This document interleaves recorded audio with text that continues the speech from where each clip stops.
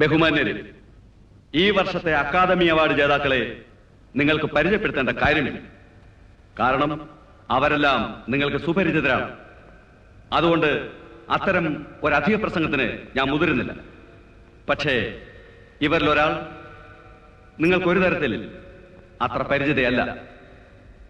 ഒരു കവയത്രി എന്ന നിലയിൽ ഏറെ സുപരിചിതയായ ശ്രീമതി രാജലക്ഷ്മി ഇപ്പോൾ നമ്മുടെ മുന്നിലിരിക്കുന്നത് ഈ വർഷത്തെ മികച്ച നോവലിസ്റ്റ് ആയിട്ടാണ്. ഒരു കഥാകാരി എന്ന നിലയിൽ ഇവർ നിങ്ങൾക്ക് പുതുമുഖമാണ്. ആദ്യ നോവലിന് തന്നെ അവാർഡ് നേടുക എന്ന അത്യപൂർവമായ വിജയത്തിന് അവരെ നമുക്ക് പ്രത്യേകം അനുമോദിക്കാതെ വയ്യ.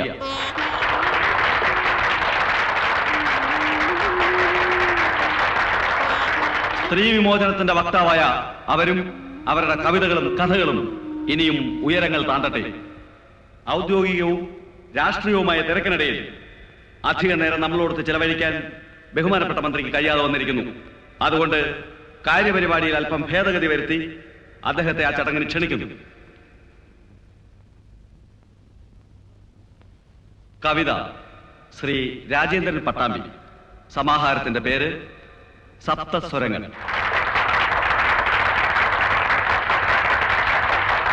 നാടകം ശ്രീ ഖാദർ പട്ടത്താനം. കൃതിയുടെ പേര് അക്ഷകണ്ഠം.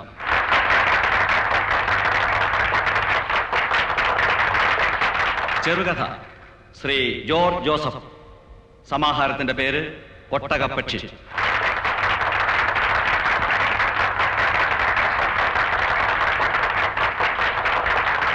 നിരൂപണം ശ്രീ കെ പി അച്യുതൻ. കൃതിയുടെ പേര് ആധുനിക വിമർശനം, പ്രസക്തിയും പ്രശ്നങ്ങളും.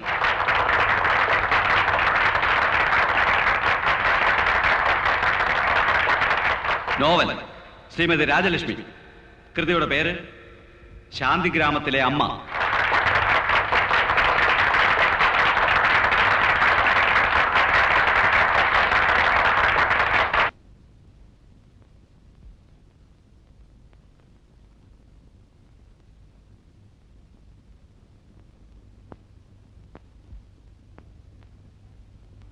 ഞാൻ സ്ത്രീ വിമോചനത്തിന്റെ വക്താവല്ല.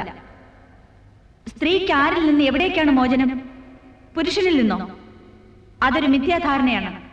സ്ത്രീ സംയോജിക്കപ്പെടുകയാണ് വേണ്ടത്, ശിവനും ശക്തിയും പോലെ. സ്ത്രീ നേടിയെടുക്കേണ്ടത് മോചനമല്ല, അവൾക്ക് നഷ്ടപ്പെട്ടു പോകുന്ന മാതൃത്വത്തിന്റെ മഹത്വമാണ്. അത് നേടാനുള്ളതല്ല, ആർജിക്കാനുള്ളതാണ്. എന്തും പ്രകൃതിയിൽ നിന്ന്, അമ്മയിൽ നിന്നാണ് ആരംഭിക്കുന്നത്. നിലനിൽക്കുന്നത് അമ്മയിലൂടെയാണ്. അമ്മയാണ് എല്ലാം എല്ലാം. സ്നേഹാദരങ്ങൾക്ക് നന്ദി.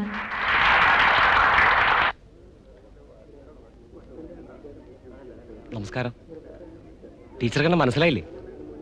ടീച്ചറിനെ പഠിപ്പിച്ചിട്ടുണ്ട് BA. ഓഹോ, പേരെന്താ? രാമാനന്ദൻ. ഇപ്പൊ മാതൃഭൂമിയിൽ സബ് എഡിറ്റർ ട്രെയിനിയാ. ടീച്ചർ എനിക്ക് ഇന്റർവ്യൂ തരണം. സോറി, ഇപ്പൊ സാധിക്കില്ലല്ലോ. എനിക്ക് ഇന്ന് തന്നെ നാട്ടിലേക്ക് പോകണം.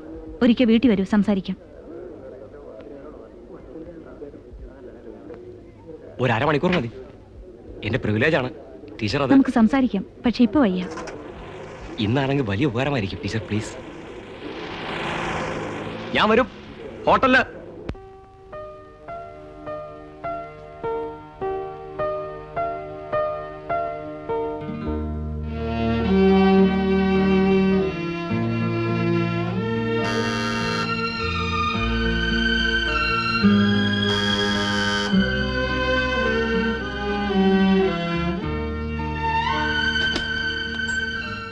മാഡം, ടിക്കറ്റ് 11:20 വണ്ടി. ശരി.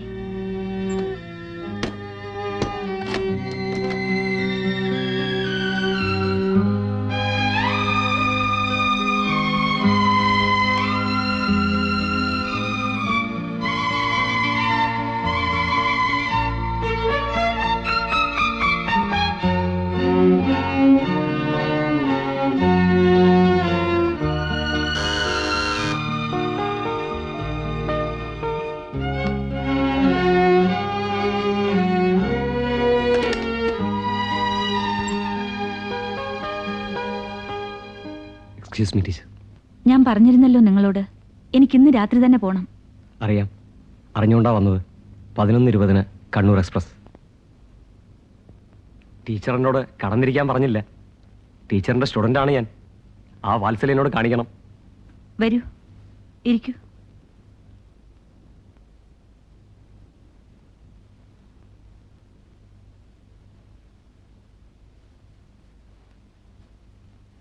ഒറ്റയ്ക്കേ വന്നുള്ളൂ? അതെ. ഭർത്താവ്? സോറി. വീട്ടിലാരൊക്കെ ഉണ്ട്? ഇപ്പൊ ഞാൻ ഒറ്റയ്ക്കാണ്. 3 വയസ്സുള്ളപ്പോ അമ്മ മരിച്ചു. 6 മാസം മുൻപ് അച്ഛനും. ഓ.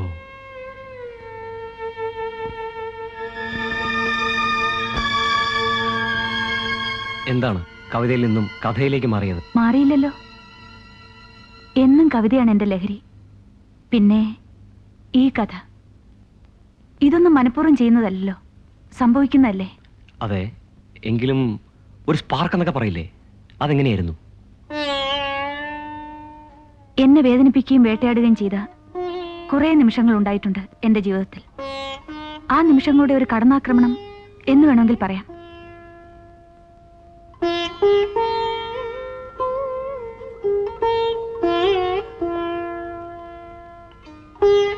സമർപ്പണം. ഈ പുസ്തകം സമർപ്പിച്ചിരിക്കുന്നത്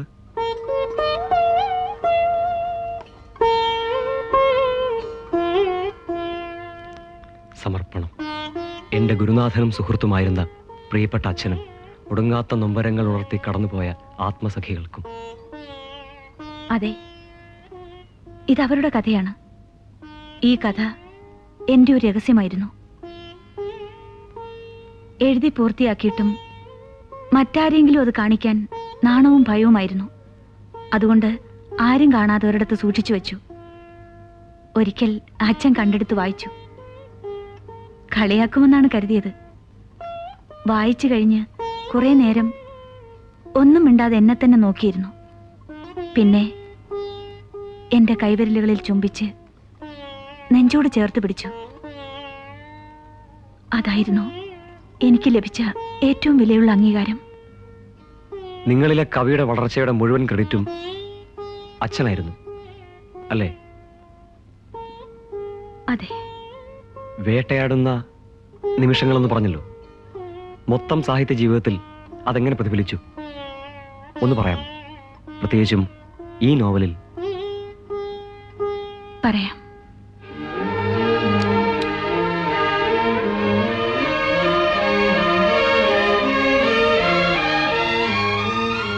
ജനിച്ചതും വളർന്നതും എൻ്റെ ഗ്രാമത്തിലാണ്. പ്രകൃതി അന്നും ഇന്നും എൻ്റെ അത്ഭുതമാണ്.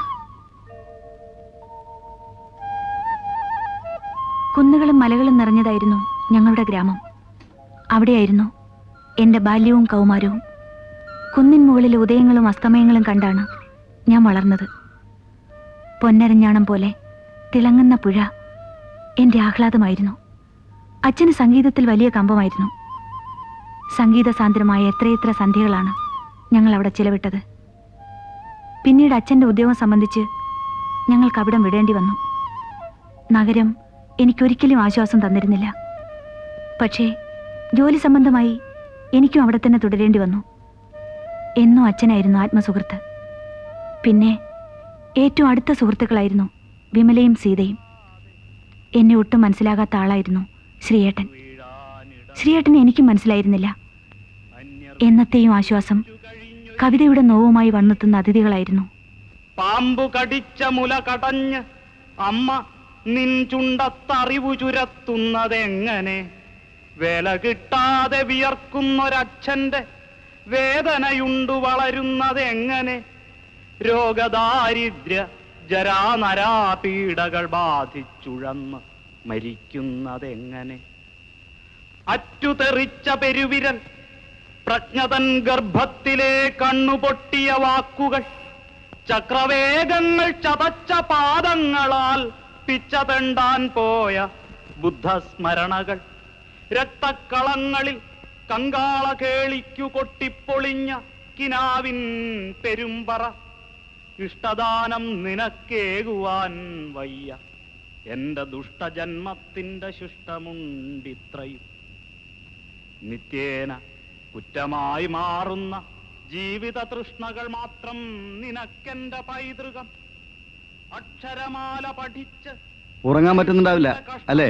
പാതിരാത്രിയാണ്, ചുറ്റുപാട് മാന്യന്മാരായ ആൾക്കാർ താമസിക്കുന്നുണ്ട്, അവർക്ക് ഉറങ്ങണം. ഇതൊന്നും തന്തയ്ക്കും മോൾക്കൊരു വിചാരമില്ല. ശ്രീനിക്കും ചേർന്നൂടെ അവരുടെ കൂടെ? അതിനെനിക്ക് വട്ടില്ലല്ലോ. കവിത പാടുന്ന വട്ടാണോ? അതല്ല വിമലേ, കവിത നല്ല കാര്യം തന്നെയാ, എനിക്കിഷ്ടമാണ്. ഒരു കവിത എഴുതി പത്രത്തിന് കൊടുത്താൽ 10-200 രൂപയും കിട്ടും, വേണ്ട പ്രശസ്തിയും കിട്ടും. ഇതാണോ? ചുമ്മാ തൊണ്ട കയറി പാടുന്നു മനുഷ്യനെ മെനക്കെടുത്താൻ. വിമല ഒരു കാര്യം ആലോചിച്ച് നോക്ക്. ഇപ്പൊ ഞാൻ പറയുമ്പോ ചിലപ്പോൾ അസൂയാൻ തോന്നും, പക്ഷെ അല്ല, ഞാനായതുകൊണ്ട് കുഴപ്പമില്ല. എനിക്ക് അവളെ ചെറുപ്പത്തിലേ അറിയാം. എന്നാലും ഈ കഥയെന്നും കവിതയെന്നും പറഞ്ഞ് രാത്രിയും പകലും ഓരോരുത്തർ വന്നുകൊണ്ടിരുന്ന നാട്ടുകാരെന്ത് പറയും? നാട്ടുകാരെന്ത് പറയും? വിമലയ്ക്ക് അറിയാഞ്ഞിട്ടാ. ഇപ്പൊ ഉദാഹരണത്തിന് വിമല സുന്ദരിയാ. ചിരിക്കണ്ട, മുഖസ്തുതിയല്ല, സുന്ദരി തന്നെയാ. വിമലയാണെങ്കിൽ തനിച്ച് താമസിക്കുന്നു. എനിക്ക് വിമലയോട് ഒരു സിമ്പതി. എന്തിനാ, സ്നേഹം തന്നെ കൂട്ടിക്കോളൂ. വേണമെങ്കിൽ ഇപ്പൊ നമുക്ക് രണ്ടുപേർക്കും അകത്ത് കയറിയിരുന്ന് എന്തെങ്കിലും വർത്തമാനങ്ങൾ പറഞ്ഞിരിക്കാം. പക്ഷെ ഞാനത് ചെയ്യില്ല. അതാണ് മാന്യത, കൾച്ചർ. മോനുറങ്ങി, ഞാൻ കൊണ്ട് കിടത്തട്ടെ. കിടത്തിട്ട് വാ. ഉറക്കം വരുന്നില്ലെങ്കിൽ നമുക്ക് വല്ലതും പറഞ്ഞോണ്ടിരിക്കാം. ഉറങ്ങട്ടെ, നാളെ 1-2 കേസുള്ളതാ. ഓക്കെ. ശ്രീയേട്ടാ,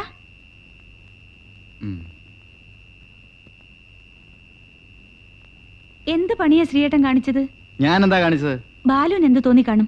ബാലു പാടിക്കൊണ്ടിരുന്നപ്പോഴല്ലേ ശ്രീയേട്ടൻ എഴുന്നേറ്റ് പോകുന്നത്? 1-2 ആണെങ്കിൽ സഹിക്കാം. ഇനി ഉണ്ടോ പാടിത്തീരാൻ? വാ, നമുക്ക് ആരും കഴിക്കും. ഇപ്പോഴോ? എനിക്ക് വേണ്ട, അർദ്ധരാത്രിക്കല്ല അത്താഴം. ശ്രീയേട്ടാ, ശ്രീയേട്ടാ, ശ്രീയേട്ടാ, കഴിക്കുന്നില്ലെങ്കിൽ വെറുതെ വന്നിരിക്കെങ്കിലും ചെയ്തൂടെ? ബാലു എന്ത് വിചാരിക്കും? നശിച്ച ബാലു, അവൻ എന്ത് വിചാരിച്ച എനിക്കെന്താ? അവൻ എന്റെ ആരാ? ശ്രീയേട്ടാ, ശ്രീയേട്ടാ, ചെന്ന് കൂടെ ഇരുന്ന് വാരി കൊടുക്ക്. അതിനല്ലേ ക്ഷണിച്ചു വരുത്തിയിരിക്കുന്നത്. എനിക്ക് വേറെ ജോലിയുണ്ട്. ഇതിനൊക്കെ കൂട്ടുവെക്കുന്ന എന്നെ വേണം തല്ലാൻ. ശ്രീയേട്ടാ, രാജിയാ പറഞ്ഞത്, പോകരുത്. എനിക്കൊരു തെറ്റേ പറ്റിയിട്ടുള്ളൂ. കുട്ടിക്കാലത്ത് ഇവളെ അവനും ചേർത്ത് കളിതമാശ പറഞ്ഞപ്പോ ഞാൻ വിലകിയില്ല. എന്റെ ഓപ്പോടെ വയറ്റിൽ ഇങ്ങനൊരു പോത്തം വന്ന് പിറന്നൂല്ലോ ഈശ്വര. അച്ഛാ, ഞാൻ പറയും, വേറെ ആരോടുമല്ലല്ലോ, ബാലുവിനോടല്ലേ. മോനെ, ഇവളെ ഞാൻ വളർത്തിയത് ഇവളുടെ ഇഷ്ടത്തിനാ. ഇവക്ക് വേണ്ടിയാ ഞാൻ ജീവിക്കുന്നത് തന്നെ. ചെറിയ പിണക്കങ്ങളൊക്കെ ഒരു രസമല്ലേ സാർ? പിന്നെ രാജിക്ക് ജീവിതവും ആശ്വാസമൊക്കെ ആയിട്ട് കവിതയുണ്ടല്ലോ. പിന്നെ വിവാഹം, അതൊരു ഫിസിയോളജിക്കൽ നെസസിറ്റി, അത്രയേ ഉള്ളൂ. ബാലു, എടോ വേണ്ട, പറഞ്ഞു താൻ അധികമാവുന്നുണ്ട്. മോളെ, നിന്റെ മുമ്പിൽ അവൻ ആരാ? 0 അല്ലേ ബാലു? മോളെ, അച്ഛൻ എന്ത് ഭാഗ്യവാനാണെന്നറിയോ? ബാലുവിനൊരു തമാശ കേൾക്കണോ? Retired head master Balakrishna Menon ഇപ്പോൾ എക്സിസ്റ്റ് ചെയ്യുന്നില്ല. ഇപ്പോ രാജലക്ഷ്മിയുടെ അച്ഛൻ മാത്രമേ ഉള്ളൂ. ഒരച്ഛൻ ആഹ്ലാദിക്കാൻ ഇത് കൂടുതൽ എന്ത് വേണം ബാലു?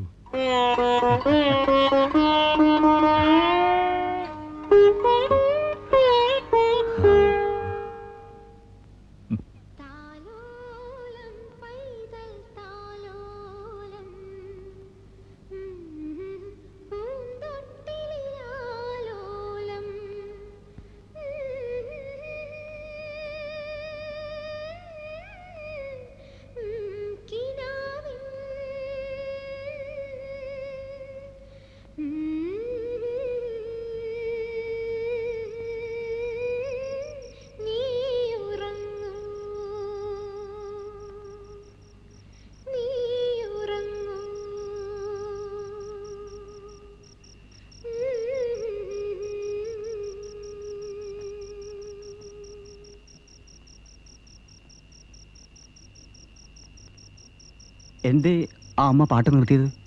എന്താ ഇത് ബാലു? അച്ഛാ, ഇത് കണ്ടോ? മകനെ പിറക്കാൻ അനുവദിക്കാത്ത കവി ഒരു താരാട്ടിൽ അലിഞ്ഞു പോയത്. രാജിക്ക് ഇത് കേട്ടിട്ട് ഒന്നും തോന്നുന്നില്ലേ? ഞങ്ങളിത് നിത്യവും കേൾക്കുന്നതാ. എല്ലാ സ്ത്രീയുടെ മനസ്സിലും ഉണ്ട് ഒരു താരാട്ട്. എന്റെ മനസ്സിലുണ്ട് പിറക്കാത്ത മകന് വേണ്ടി ഒരു താരാട്ട്. ഇനി മതിയമ്മേ. എന്റെ പൊന്നു മോനല്ലേ, ഇതുകൂടി വലിയ ആളാവണ്ടേ മുത്തച്ഛനെ പോലെ?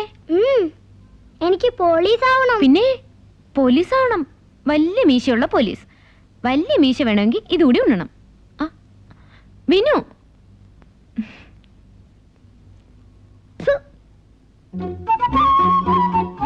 വയറ് നിറഞ്ഞു. എത്ര ഉരുള ഉണ്ടു? 100 ഉരുള. ചെറുതായിരിക്കും. അല്ല, ഇത്രയും വലുത്. മുത്തശ്ശൻ ദിവസം 150 ഉരുള ഉണ്ണും. എന്നിട്ട് ദേ ഒരു പൊടിമീശ പോലും മുളച്ചിട്ടില്ല. അപ്പൊ പിന്നെ 100 ഉരുള ഉണ്ടിട്ട് എന്താ കാര്യം?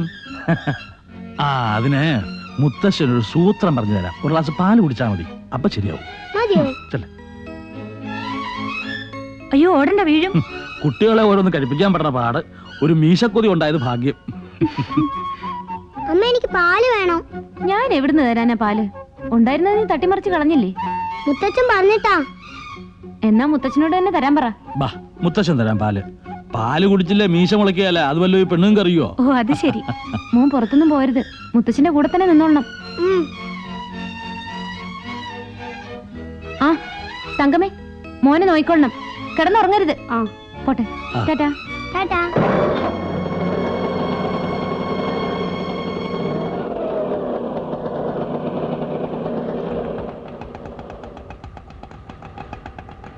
രാജി, നേരത്തെ വന്ന മോനെ നോയിക്കൊള്ളണേ. ഇന്നലെ 2 പ്രാവശ്യം തുമ്മി. വല്ല പനിയും വരാനാണോ ആവോ? പിന്നെ ഒന്ന് തുമ്മിയാലല്ലേ പനി. നീ സമാധാനായിട്ട് പോ.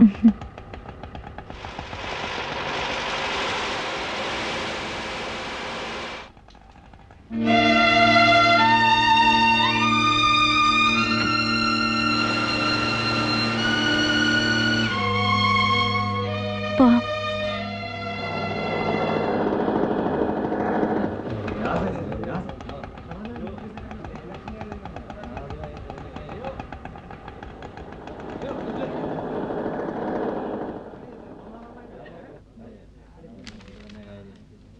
Good morning teacher.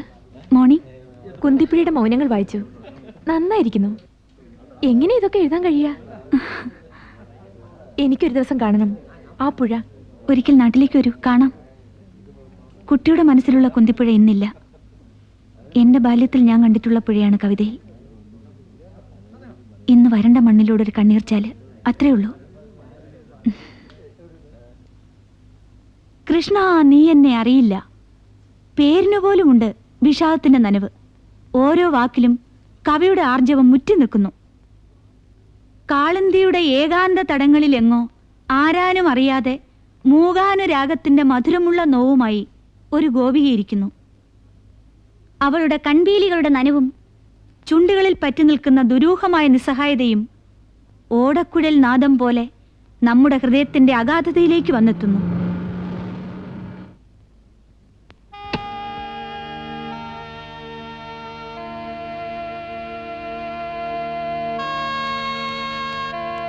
നമസ്കാരം. Good morning. Morning. What's the time now? 10:30. That means you are late. അരമണിക്കൂർ വൈകി. ഇത് ഇന്നത്തെ മാത്രം കാര്യമല്ല. നിങ്ങൾക്ക് കോളേജും പ്രൊഫഷനും ചിലപ്പോൾ ഒരു നേരം പോക്കായിരിക്കും. അങ്ങനെയാണെങ്കിൽ പ്ലീസ് ഈ ജോലി അവസാനിപ്പിക്കുക. എന്നിട്ട് വല്ല സോഷ്യൽ വർക്കിനോ തുന്നൽ പണിക്ക് പോകൂ. സ്റ്റുഡൻസിനെ ബുദ്ധിമുട്ടിക്കരുത്.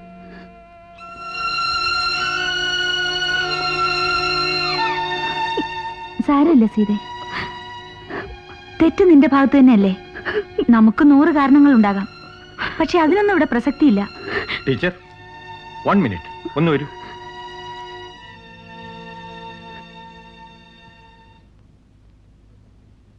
സീത കരയാണോ?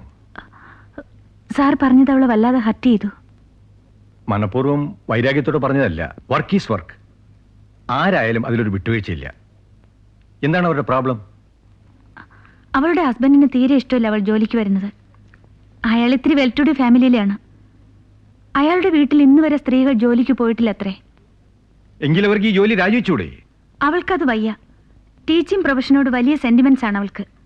അച്ഛൻ ടീച്ചറായിരുന്നു. പിന്നെ അച്ഛന്റെ ഏറ്റവും വലിയ മോഹമായിരുന്നു അവളെ ഒരു ലെക്ചറർ ആക്കണമെന്ന്.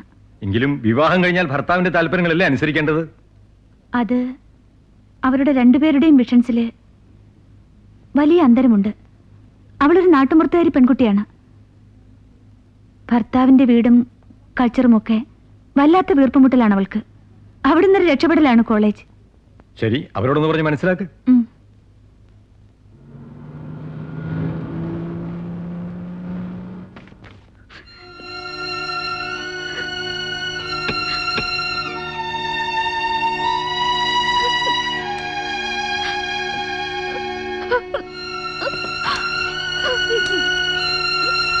ഡിസ്ട്രിക്ട് ഗവർണർ നിന്റെ തലയിൽ ഒരു പൂജ കുടിച്ചാൽ കയ്യിലൊന്ന് പിടിച്ചാൽ ഉരുകിപ്പോന്നാണോ നിന്റെ പാതിവൃത്യം?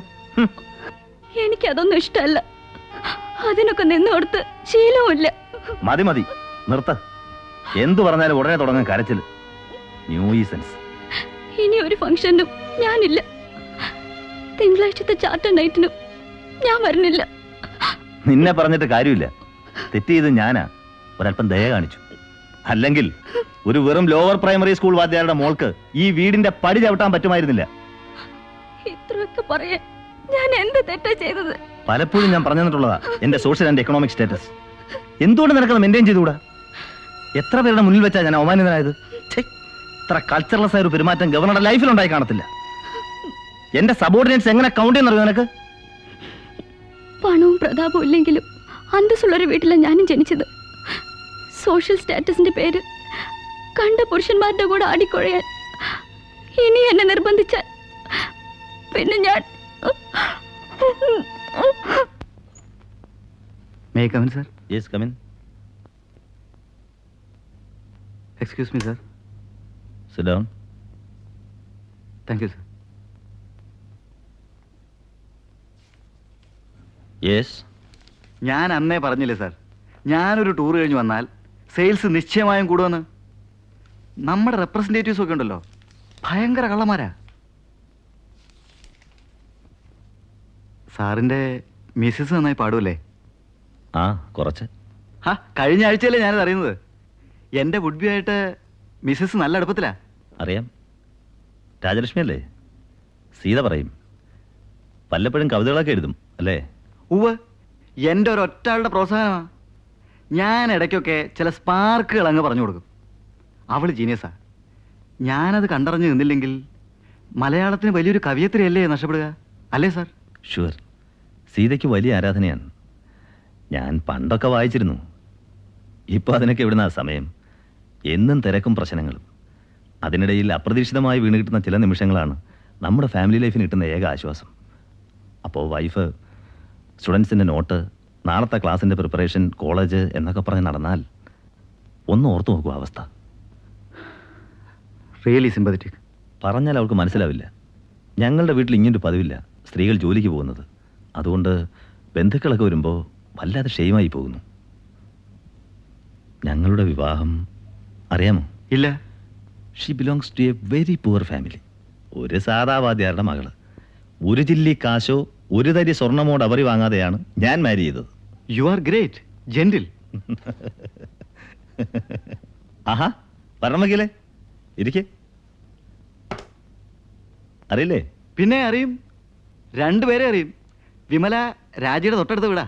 ഇൻകം ടാക്സിന്റെ എന്താ കടലാസ് വന്നു പറഞ്ഞു? ഓ, അത് ആ സാർ. യെസ്. ഞാനിന്ന് ഒരു 10 മിനിറ്റ് നേരത്തെ പോകും. All right. Thank you sir.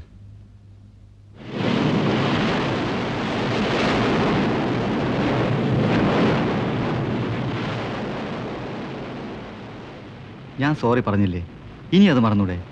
സംസാരിക്കുമ്പോൾ നാവിന് ഒരു നിയന്ത്രണവും ഇല്ല, എന്നിട്ടൊരു സോറി. ഞാൻ എന്ത് പറഞ്ഞു എന്നാ പറയുന്നേ? ബാലു എന്റെ ആരാണെന്ന ശ്രീയേട്ടന്റെ വിചാരം? അതിന് ഞാനൊന്നും പറഞ്ഞില്ലല്ലോ. ഒന്നും പറയണ്ട.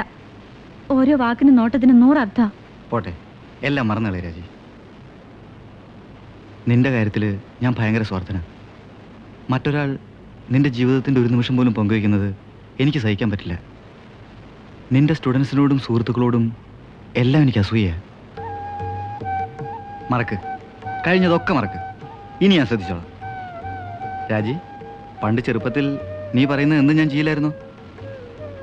മൂവാണ്ടമ്മാവിൻ്റെ മുകളിൽ നിന്ന് താഴേക്ക് പറക്കാൻ പറഞ്ഞപ്പോൾ ഞാൻ ചാടിയത്, എന്നിട്ട് കാലൊടിഞ്ഞത്. മണ്ടനായിരുന്നു ശ്രീയേട്ടൻ, മരമണ്ടൻ. അല്ലെങ്കിൽ പക്ഷികളെ പോലെ പറക്കാൻ പറഞ്ഞ ആരെങ്കിലും ചെയ്യോ? നമുക്ക് ഈ തീരത്തൂർ ഓടാം. അയ്യോ വേണ്ട, സ്റ്റുഡൻസ് ആരെങ്കിലും കാണും. ഓ പിന്നെ വാ, വാന്നേ. ഓട്.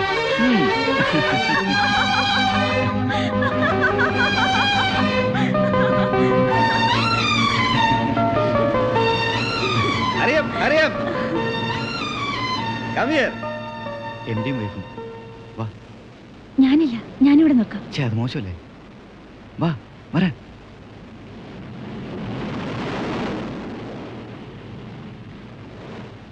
Good evening sir. Good evening. ഞങ്ങളുടെ എം ഡിയാ. അറിയില്ലേ എൻ്റെ? അറിയാം, കണ്ടിട്ടുണ്ട്. ആരാധി എന്താ പരിചയം പോലും കാണിക്കാത്ത? ഒരു കപ്പ് ചായ അടിക്കാം. എന്താ സീതേ? വേണ്ട, ചായ വേണ്ട. ആ, ഒരു കപ്പ് ചായ അടിക്കുന്നതിന് എന്താ? വേണ്ട പ്ലീസ്, ഞങ്ങൾ നടക്കട്ടെ സീതേ.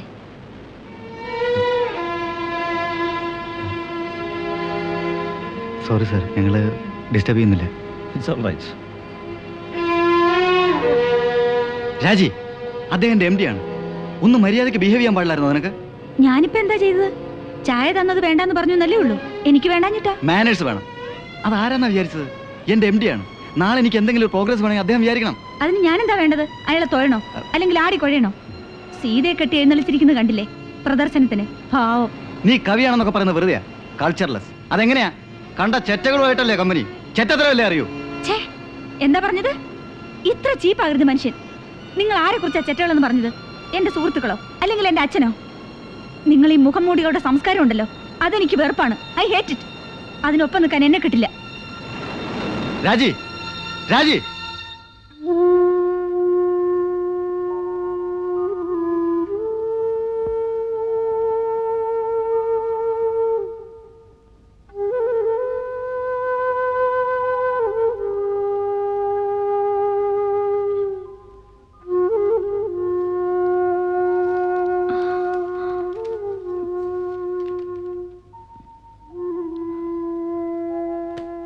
ശ്രീനിവാസം വന്നിട്ട് കയറാതെ പോയില്ലേ? സാരല്ല, അവന്റെ സ്വഭാവം നിനക്കറിയാലോ. ഒത്തുപോകാൻ കഴിയുമെന്ന് നോക്കുക. ഇനിയും നീട്ടരുത്.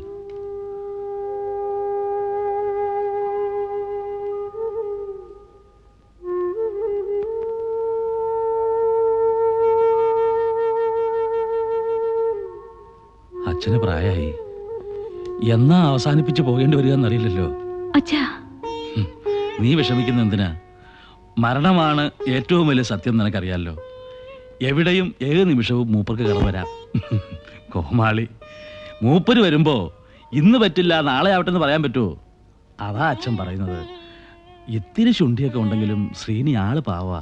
ഇനി അതല്ല വേറൊന്നാണെങ്കിലും അച്ഛന് സന്തോഷ. നടന്നു കാണണമെന്നേ ഉള്ളൂ. മറ്റൊരാളെ കുറിച്ച് ചിന്തിക്കാൻ എനിക്കാവില്ല. ഓർമ്മ വെച്ച നാൾ മുതൽ ശ്രീയേട്ടന്റെ മുറപ്പെണ്ണായിരുന്നു. അങ്ങനെ ആകേണ്ടിയിരുന്നില്ല എന്നിപ്പോഴാണ് തോന്നുന്നത്. അതിൽ അച്ഛനും തെറ്റുകാരനാണ്. കാരണം അച്ഛനും അത് ആഗ്രഹിച്ചിരുന്നു.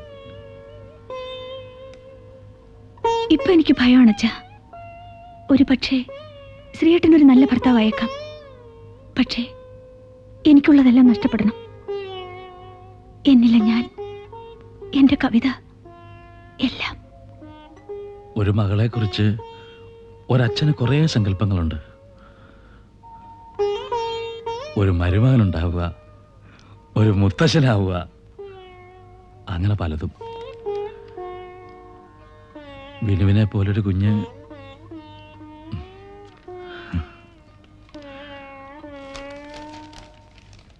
ഉണ്ണി കെട്ടിപ്പൊതിഞ്ഞൊരീറക്കുഴലിൻ്റെ ഉള്ളിൽ ഞെരുങ്ങിത്തിരക്കുന്നു പാടാത്ത താരാട്ടുപാട്ടിൻ്റെ ഈണക്കുരുന്നുകൾ.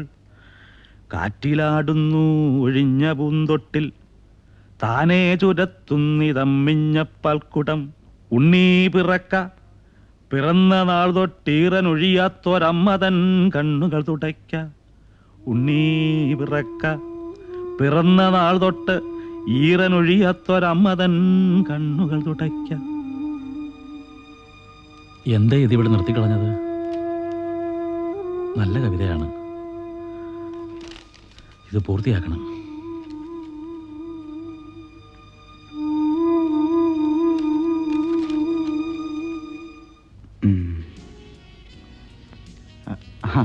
ഹലോ, നമസ്കാരം. Are you alone? അതെ, ഞാനും ഒറ്റയ്ക്കാ. We both are alone.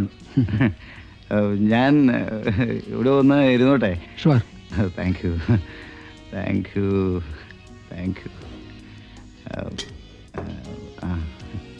വിവാഹം ഉടനെ ഉണ്ടാവുമെന്ന് പറയുന്നു. ആര്? എൻ്റെയോ? ഇപ്പോ ശ്രീനിവാസൻ ചീപ്പായി. ചീപ്പ്, കൊള്ളരുതാത്തവൻ. എല്ലാ പെണ്ണും ഒരുപോലെ ആടോ? നോ നോ നോ, അല്ല. എല്ലാ പെണ്ണുങ്ങളും ഒരുപോലെ അല്ല. അവൾ ആ കവയത്രി, ഗ്രേറ്റ് പോയറ്റസ്. പക്ഷേ നിങ്ങൾ ചെയ്തത് ചീപ്പാ, വിവരക്കേടാ. അല്ല, അതല്ല, നിങ്ങൾ ക്രൂരനാ, ക്രൂരൻ. ആ, ശ്രീനിവാസൻ പോണം. അത് കളാ. പറയാനുള്ളത് പറഞ്ഞിട്ട് ഞാൻ പോവും. അത് ദേവേന്ദ്രനാണെങ്കിലും ശരി മുഖത്ത് നോക്കി പറയും.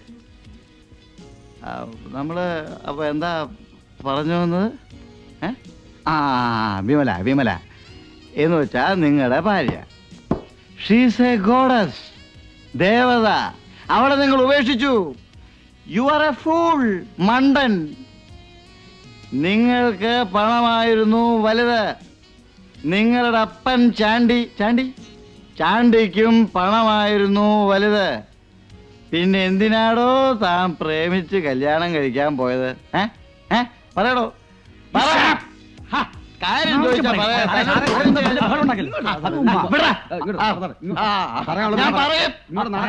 എല്ലാവരും അറിയട്ടെ തന്റെ ഒരു മഹത്വം.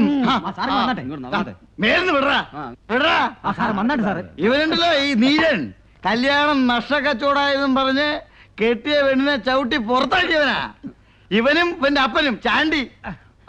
അവൾ ആ പെണ്ണ്, അവൾ ഡൈവോഴ്സ് വാങ്ങി. ഇവൻ ചെറ്റ, കേസില്ലാറക്കില്ലേ.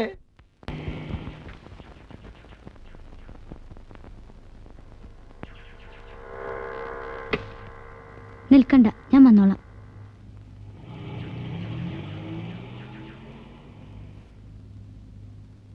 ഇന്നെന്താ ആരാധിക പതിവില്ലാതെ? വക്കീലിന് കേസൊന്നുമില്ലേ? ഇന്ന് ഞായറാഴ്ച, മറന്നായിരിക്കും. മറന്നതല്ല, ഞായറാഴ്ച വക്കീലാന്ന് കേട്ടു. ഇന്ന് ആളാകെ സന്തോഷത്തിലാണല്ലോ. സന്തോഷമുള്ള കാര്യമുണ്ട്. ഇത് കഴിക്കേ തിരുമാത്തൂര. എനിക്കാദ്യം.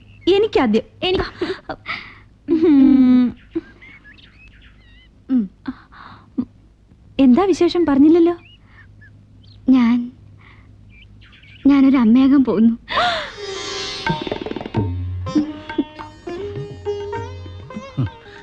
മൂന്ന് വർഷമായിട്ട് എത്രയിടത്താ വഴിപാട് നടത്തിയത്, എത്ര നിവേദന കൊടുത്തത്? ഗുരുവായൂര്, മണ്ണാറശാല, ഭീമാപ്പള്ളി, വേളാങ്കണ്ണി മാതാവ്. ഇതിലിപ്പോ ആരാ അനുഗ്രഹിച്ചതെന്ന് എങ്ങനെ അറിയും? എല്ലാവരുടെ അനുഗ്രഹമുണ്ട്. എത്ര നാളായി ഞാൻ പ്രാർത്ഥിക്കാൻ തുടങ്ങിയിട്ട്. മുത്തച്ഛന് ഒരു ഉണ്ണികൂടെ ഉണ്ടാകാൻ പോണു. ആ, സീത പാടുന്ന് പറഞ്ഞു കേട്ടിട്ടുണ്ട്, പാട്ട് കേട്ടിട്ടില്ല. അയ്യോ, ഞാൻ പഠിച്ചിട്ടൊന്നുമില്ല. പാട്ട് മാത്രമല്ല, ഡാൻസും ഉണ്ട്. യൂണിവേഴ്സിറ്റി ലെവലിൽ സമ്മാനമൊക്കെ കിട്ടിയിട്ടുണ്ട്. ഒരിക്കൽ ഏതോ ഫംഗ്ഷന് കോളേജിൽ ഗസ്റ്റായിട്ട് വന്നപ്പോ ഡാൻസ് കണ്ട് വീണുപോയതല്ലേ രവീന്ദ്രനാഥ്. ഇവള് വിചാരിച്ചു ഇവളെ പാട്ട് കച്ചേരിക്കും ബാലയ്ക്കും ഒക്കെ വിടുമെന്ന്. ആള് ചന്തം കണ്ട് മയങ്ങിയതാ. വേഷം കെട്ടിച്ച് കൊണ്ടു നടക്കുന്ന കാണാം ഇടയ്ക്കൊക്കെ.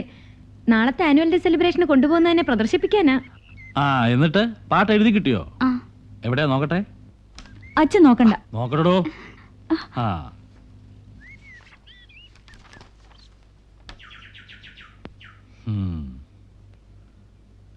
കവിതയല്ലല്ലോ, പാട്ടല്ലേ? മോശമല്ല.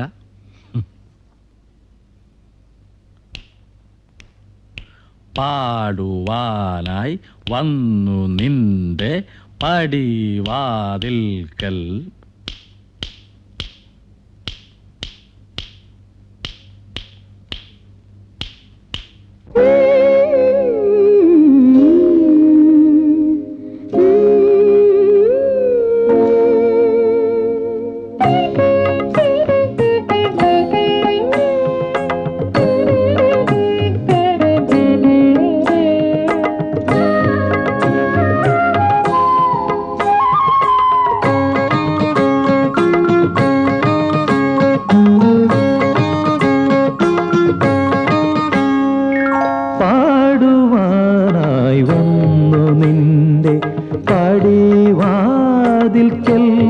ചൈത്ര ശ്രീപദങ്ങൾ പൂക്കൾ തോറും നാസ്യമാടുമ്പോൾ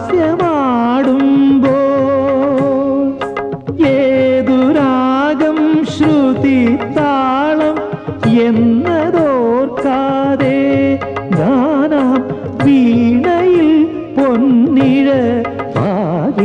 മീട്ടിടുന്നാരോ പാടുവാനായി വന്നു നിന്റെ പടിവാതിൽക്കൽ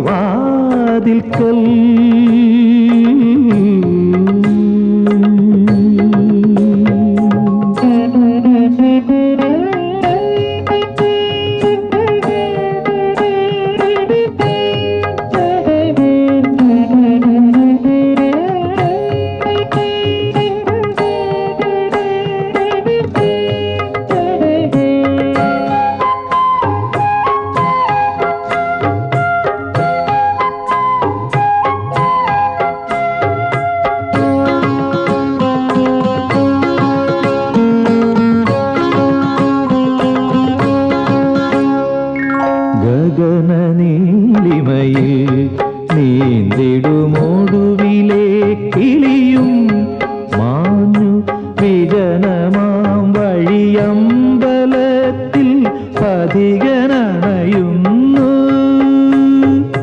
മധുരമെന്നാലും ശോകവിധുരമൊരു ഗാനം ജന്മസ്മൃതി തടങ്ങൾ തഴുകിയെത്തിയേറ്റു പാടി ഞാൻ പാടുവാനായി വന്നു നിന്റെ പടിവാതിൽക്കൽ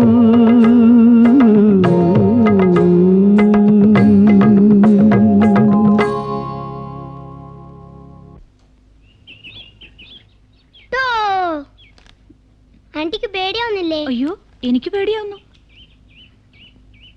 ഡിഷു ഡിഷു മോനെ വിനു, ആന്റി ഇടിക്കില്ലടാ. പോലീസാ ഇടിക്കും. ഇവൻ പോലീസ് ആയത് തന്നെ, ഡൂക്ലി പോലീസ്.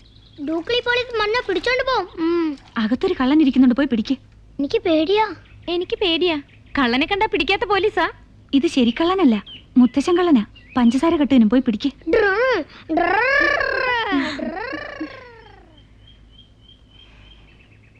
അയാൾക്ക് കുട്ടിയെ കാണുന്ന കത്ത് വന്നിരുന്നു. സ്നേഹം ഉണ്ടായിട്ടൊന്നുമല്ല, ബുദ്ധിമുട്ടിക്കാൻ. ഇനി എത്ര മാസം കൂടിയുണ്ട്? 4 മാസം. രാജി, വിനുവിന് എന്നെ പിരിഞ്ഞിരിക്കാൻ പറ്റുമോ? ഇല്ല. എന്നായാലും അവൻ എൻ്റെ കൂടെ പോരും അല്ലേ? അതെ. 4 മാസമെങ്കിൽ 4 മാസം.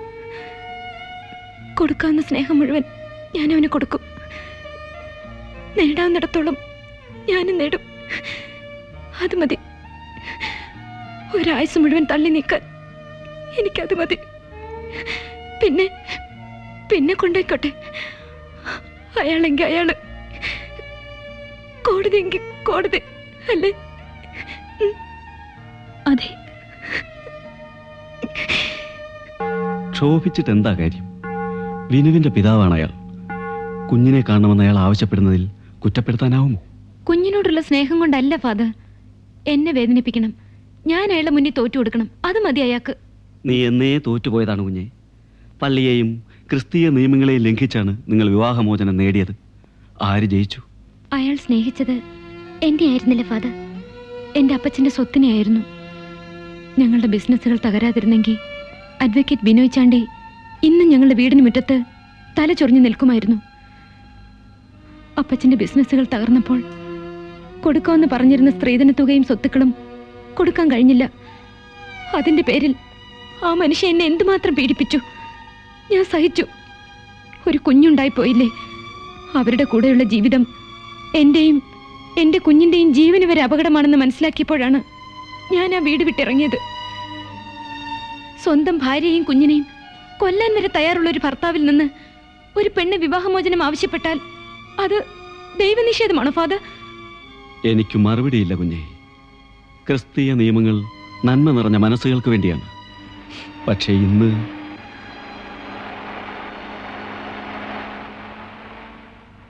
കുഞ്ഞെ വിനീത്, വരൂ, പ്രാർത്ഥിക്ക്. എല്ലാം അർപ്പിച്ച് പ്രാർത്ഥിക്ക്. വിനു, മോൻ അറിയുമോ ആ ആളെ? ഇന്നാൾ ഒരു ദിവസം ഞാൻ കണ്ടിട്ടുണ്ടല്ലോ. ആ, ഇപ്പോ അദ്ദേഹം വന്നിരിക്കുന്നത് മോനെ കാണാനാണ്. ചെല്ലേ.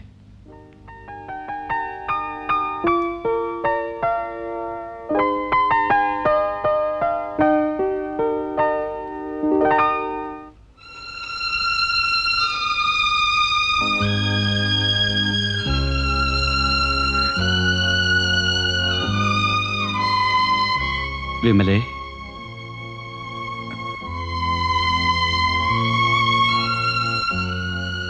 ബിനോയ് അവന് കൊടുത്തതാണ്.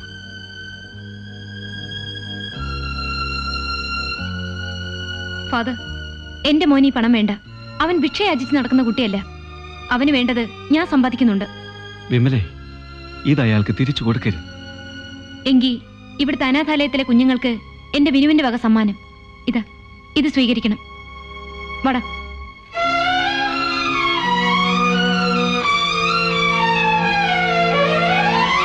വരാൻ.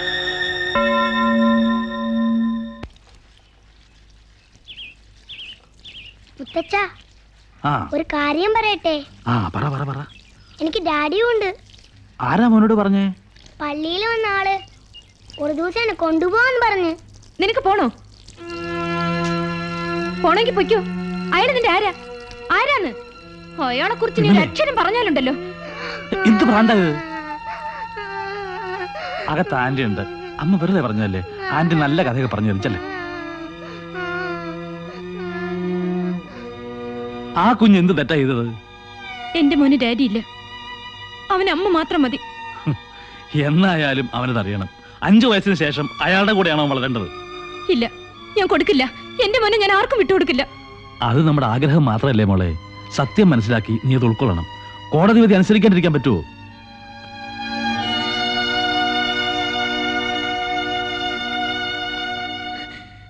അന്ന് വൃന്ദാവനം വിരഹത്തിന്റെ ഗൽഗതങ്ങൾ കേട്ട് മൂകമായിരുന്നു. രാജവീതിയിലൂടെ രഥചക്രങ്ങൾ ഉരുണ്ടു നീങ്ങുമ്പോൾ കണ്ണന്റെ കടക്കണ്ണ് ചുവന്നിരുന്നത് അവൾ കണ്ടു. അത് തന്റെ നേരേക്കാണ് നീണ്ടുവരുന്നത് നമ്മൾ വിശ്വസിക്കുന്നില്ല. തന്റെ പാഴ്ക്കുടലിന്റെ മൺചുമരുകൾ ഒരാൾ കാണാൻ വന്നിരിക്കുന്നു. ആരാ? ആരാണെന്നൊന്നും പറഞ്ഞില്ല. അത്യാവശ്യം അത്രേ. 10 മിനിറ്റേ ഉള്ളൂ. ബാക്കി അടുത്ത ക്ലാസ്സിൽ.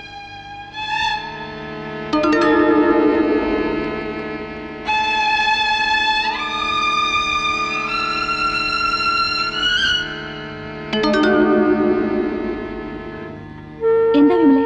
വാ പറയാം. സീത ആശുപത്രിയിലാണ്. അവൾക്ക് എന്ത് പറ്റി? നമുക്ക് ഉടനെ പോണം. അവൾക്ക് എന്ത് പറ്റിയെന്ന് പറയൂ. ആക്സിഡന്റ്? ആത്മഹത്യ ശ്രമമാണ്. പല കഥകളും കേൾക്കുന്നുണ്ട്. കോടതിയിൽ വെച്ചാ ഞാൻ അറിഞ്ഞത്. നമുക്ക് പുറപ്പെടാം.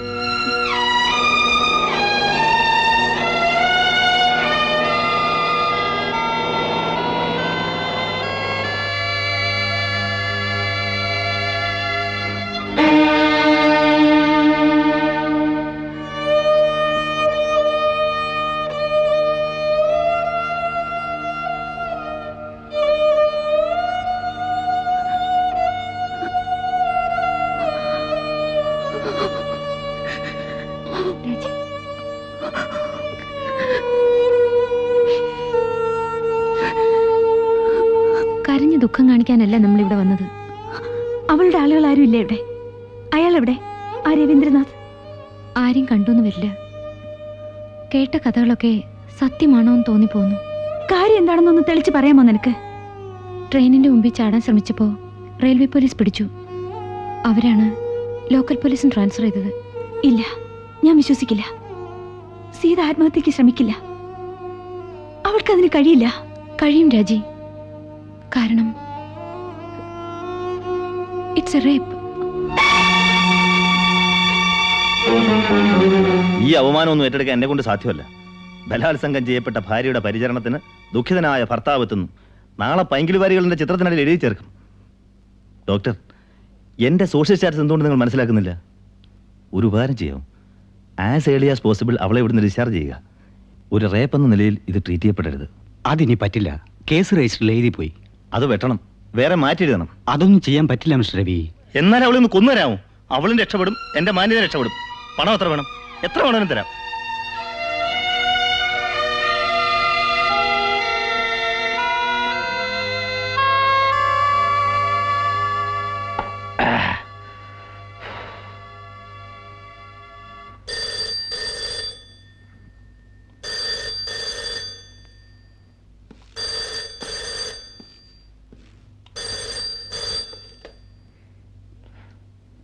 യെസ് രവീന്ദ്രനാഥ്. എന്താ രവി ഇന്നലെ സംഭവിച്ചത്? എനിക്കറിയില്ല. നിങ്ങൾ ഒരുമിച്ചല്ലേ ഇന്നലെ പാർട്ടിക്ക് പോയത്?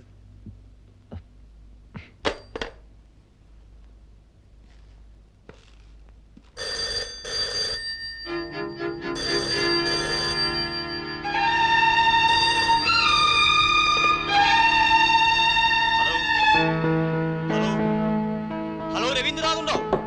ഹലോ 32169 അല്ലേ? ഹലോ സാർ, കാര്യങ്ങൾ എന്താണെന്ന് അറിഞ്ഞാലേ നമുക്ക് എന്തെങ്കിലും ചെയ്യാൻ പറ്റൂ. എന്താണ് നടന്നതെന്ന് പറയൂ.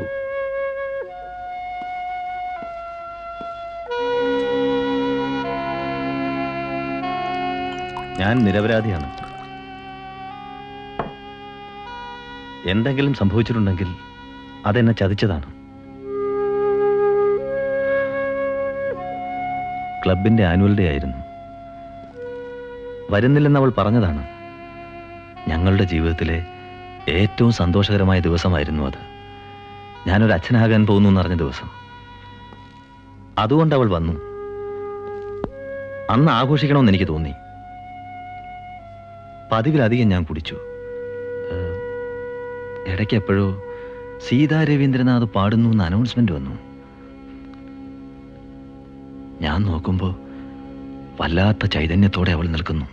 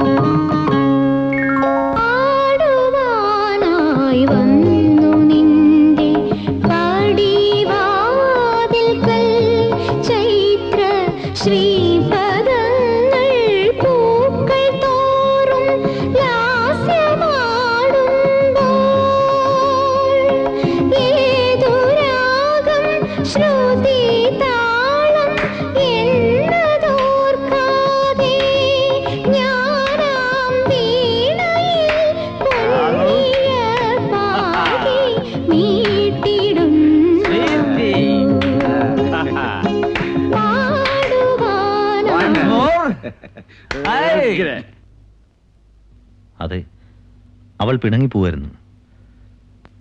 പിന്നെ ഞാൻ ഉണരുന്നത് രാവിലെയാണ്. അപ്പോഴാണ് അറിയുന്നത് അവൾ ആശുപത്രിയിലാണെന്ന്. നമുക്ക് ഏത് നിലയ്ക്കാണ് നീങ്ങേണ്ടത്? എനിക്ക് അപമാനത്തിൽ നിന്ന് രക്ഷപ്പെട്ടാൽ മതി. ബലാത്സംഗം ചെയ്യപ്പെട്ട ഒരു സ്ത്രീയുടെ ഭർത്താവായിരിക്കുക, നാട്ടിൽ അങ്ങോളം ഇങ്ങോളം കഥകൾ വരക്കുക. ഇതൊരു കോംപ്ലിക്കേറ്റഡ് പ്രോബ്ലം ആണ്. ഇങ്ങനൊരു സംഭവം നടന്നു എന്ന് ഇനിയും പബ്ലിക് അറിയരുത്. അതുമാത്രം മതി. അവളിവിടെ തന്നെ ജീവിച്ചോട്ടെ. പോലീസ് കേസ് രജിസ്റ്റർ ചെയ്തിട്ടുണ്ടോ? അതറിയില്ല. പോലീസ് കേസ് രജിസ്റ്റർ ചെയ്താലും ഇല്ലേലും സീത ബലാത്സംഗം ചെയ്യപ്പെട്ടൊരു കേസ് ഉണ്ടാവരുത്. എത്ര പണം വേണമെങ്കിലും ഞാൻ ചെലവാക്കാം. നോക്കട്ടെ.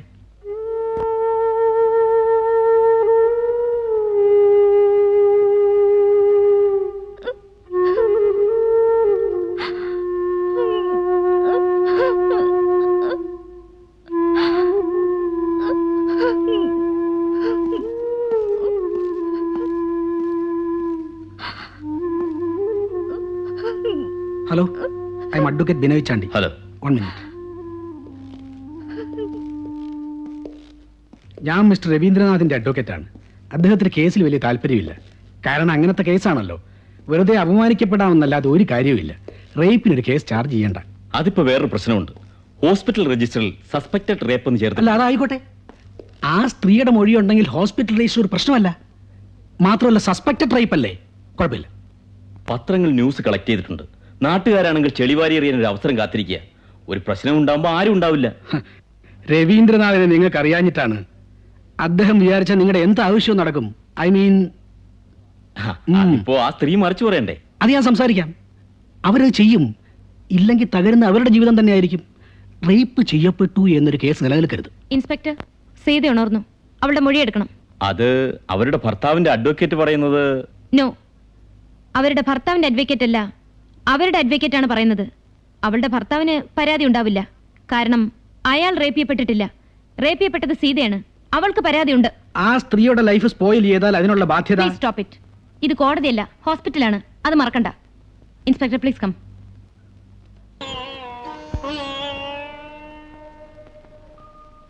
പറയൂ സീതേ, നിനക്ക് ഞങ്ങൾ എല്ലാവരും ഉണ്ട്.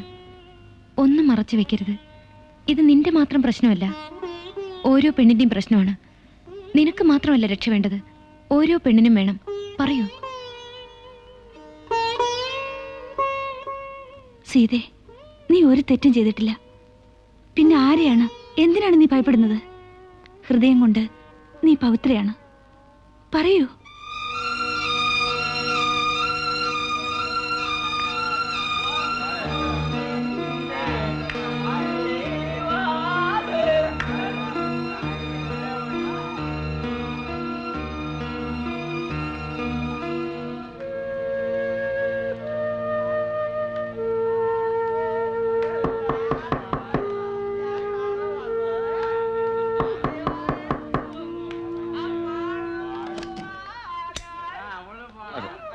സൂക്ഷിച്ചു വിഴുങ്ങണേ. പതുക്കെ എന്താണ് കഴിച്ചു, കുറച്ചു വല്ലതും കഴിക്കട്ടെ.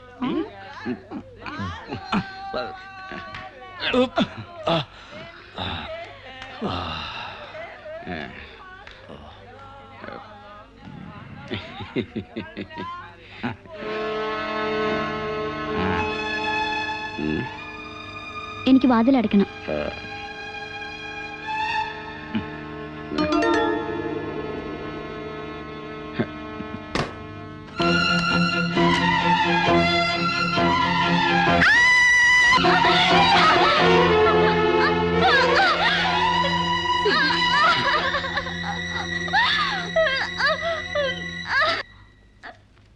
സീതയും 2 സാക്ഷികളും ഒപ്പിടണം.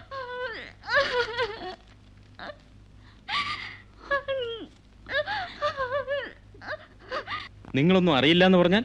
എനിക്കറിയില്ല, അതുകൊണ്ട് തന്നെ. നിങ്ങളും സീതയും ഒരുമിച്ച് പാർട്ടിക്ക് പോയി എന്ന് പറഞ്ഞത് ശരിയാണോ? അത് ശരിയാണ്. ഇത്ര അടുത്ത് വീടുള്ളപ്പോ അന്നെന്തിന് ഹോട്ടലിൽ താമസിച്ചു? അത് ഞാൻ അല്പം കൂടുതൽ മദ്യപിച്ചിരുന്നു. ഓഹോ, അപ്പൊ ഭാര്യ ആവശ്യക്കാർക്ക് വിട്ടുകൊടുത്ത് നിങ്ങൾ കുടിച്ചു ബോധം കെട്ട് കിടന്നു. സർ പ്ലീസ്, ഇത്തരം ചോദ്യങ്ങൾ ഒഴിവാക്കണം. ഞാൻ കാല് പിടിച്ച് പറയുന്നു, എൻ്റെ അഭിമാനം രക്ഷിക്കണം. പ്രശ്നം വഷളാക്കരുത്.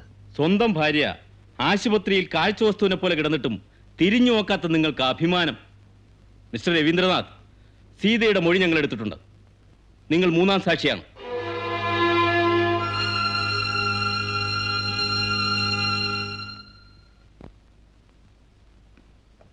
പേവാർഡ് കിട്ടിയത് നന്നായി, ഇല്ലെങ്കിൽ വിഷമിച്ചേനെ.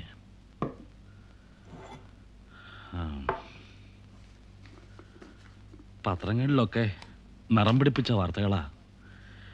ഏതായാലും പത്രക്കാർക്ക് കുറച്ച് ദിവസത്തേക്ക് നല്ല കോളായി.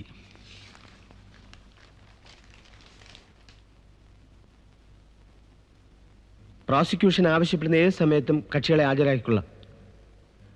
ഇവർക്ക് ജാമ്യം അനുവദിക്കണമെന്ന് അപേക്ഷിക്കുന്നു. The order that I am appointed as the special public prosecutor for this case number 321 of 87 by the government. Your Honor, ഒരു പാവപ്പെട്ട സ്ത്രീ ക്രൂരമായി റേപ്പ് ചെയ്യപ്പെട്ട കേസാണിത്. IPC 376 വകുപ്പ് പ്രകാരം കഠിന ശിക്ഷ അർഹിക്കുന്ന ഇവർ, ഈ പ്രതികൾ സമൂഹത്തിൽ സ്വാധീന ശക്തിയുള്ളവരും ധനാഢ്യരുമാണ്. ജാമ്യം അനുവദിക്കപ്പെട്ടാൽ ഇവർ തെളിവുകൾ നശിപ്പിക്കാനും മറ്റേതെങ്കിലും സ്വാധീനങ്ങൾ ഉപയോഗിച്ച് കേസ് ഇല്ലാതാക്കാനും ശ്രമിക്കും. ഒബ്ജക്ഷൻ യുവർ ഓണർ, ഇവർ കുറ്റക്കാരാണെന്ന് തെളിഞ്ഞിട്ടില്ല. ആ സ്ഥിതിക്ക് ഇവർക്ക് ജാമ്യം നിഷേധിക്കുന്നത് അനീതിയാണ്. There is a new amendment in the section 114A Indian Evidence Act. അത് പ്രകാരം കുറ്റം തെളിയിക്കേണ്ട ബാധ്യത പ്രോസിക്യൂഷനില്ല. ക്രൂരമായ കുറ്റം ചെയ്ത ഇവർക്ക് ജാമ്യം അനുവദിക്കരുതെന്ന് ബഹുമാനപ്പെട്ട കോടതിയോട് അപേക്ഷിക്കുന്നു. The bail rejected.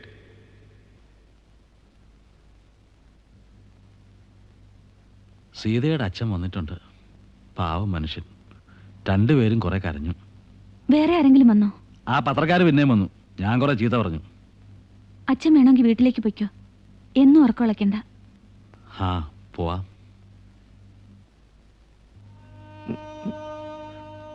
എപ്പോ വന്നു? ഉച്ചക്കെത്തി. രാവിലെ പത്രം കണ്ടപ്പോഴാ വിവരം അറിഞ്ഞത്. മോൾക്ക് 100 പുണ്യം കിട്ടും. ഉച്ചയ്ക്ക് മരുന്ന് കഴിച്ചോ നീ? എനിക്ക് രവിയേട്ടനെ ഒന്ന് കാണണം.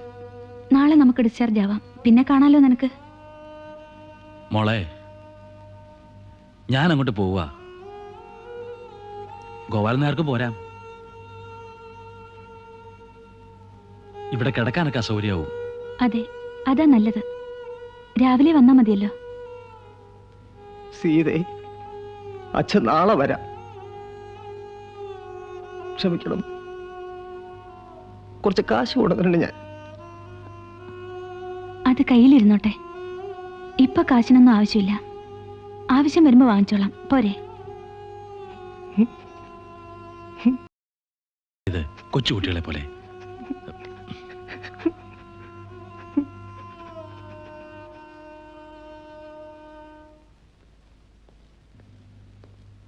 Excuse me, missus Sita Ravindranath ഏത് റൂമിലാ സിസ്റ്റർ? ദാ ഇവിടെ രണ്ടാമത്തെ മുറി. Thank you. രാജി, ആ. ഒന്നോട്ട് വരും. എന്താ? വാ. എന്താ ഇവിടെ? അറിയില്ലേ? അതുകൊണ്ടാ ചോദിച്ചത്. നിനക്കിവിടെ എന്താ കാര്യം? അവളെ എൻ്റെ ആരാ? അനിയത്തിയോ? സുഹൃത്ത്. ഓ, എനിക്കൊന്നും അത്ര പിടിക്കുന്നില്ല. വെറുതെ വഴിയെ പോയ വയ്യാവേലെടുത്ത് തലയിൽ വെക്കണ്ട. എൻ്റെ ബോസ് അറിഞ്ഞിട്ട് എന്നെ വിളിച്ച് ചീത്ത പറഞ്ഞു. എന്തിന്? നിങ്ങളൊക്കെ കൂടിയ പ്രശ്നങ്ങൾ ഉണ്ടാക്കുന്നതെന്ന്. അല്ലെങ്കിൽ തേഞ്ഞു മാഞ്ഞു പോകുമായിരുന്നു. ഇതിന്റെ വല്ല ആവശ്യമുണ്ടോ നിനക്ക്? ഇതെന്റെ വ്യക്തിപരമായ കാര്യങ്ങളാണ്, ഇതിൽ ഇടപെടണ്ട. നിന്റെ ഈ താന്നോയത്തെ എന്നെയാ ബാധിക്കുന്നത്. അടുത്ത ജൂണിൽ സബ് ബാനറുടെ പോസ്റ്റ് വഴിയാ. അല്ലെങ്കിൽ തന്നെ അവിടെ ഓരോരുത്തർ മണി അടിച്ചുകൊണ്ട് നടക്കുക. അതിനിടയിലാ നിന്റെ വ്യക്തിപരം. ഉള്ള ജോലി നോക്കി നടക്കാതെ ഈ നാറ്റക്കേസിന് നടന്നുണ്ടല്ലോ. പതുക്കെ, ഇത് ആശുപത്രിയാണ്. ഏത് നരമായാലെന്താ? ആ വിമല തുള്ളുന്നത് കണ്ടാണോ നീ തുള്ളുന്നത്? അവൾക്ക് എങ്ങനെയാകാമല്ലോ? കുടുംബത്തിൽ ചോദിക്കാനും പറയാൻ ആണുങ്ങളില്ലല്ലോ. ആ കോന്തം വക്കീലിനെ പോലെ അല്ല ഞാൻ. മനസ്സിലായിക്കോ നീ? ഞാനത് ശരിക്കും മനസ്സിലാക്കി കഴിഞ്ഞു. എന്ത്? ആ വക്കീലിന്റെ വ്യക്തിത്വം പോലും നിങ്ങൾക്കില്ലെന്ന്. നിങ്ങൾ വളരെ ചീപ്പാണ്. എനിക്ക് എന്നോട് തന്നെ അവജ്ഞ തോന്നുന്നു നിങ്ങൾ സ്നേഹിച്ചു പോയതിൽ. നിങ്ങളുടെ ഇഷ്ടത്തിനും അനിഷ്ടത്തിനും ജീവിക്കാൻ ഞാൻ തയ്യാറല്ല. അതിനെന്നെ പ്രതീക്ഷിക്കണ്ട. രാജി,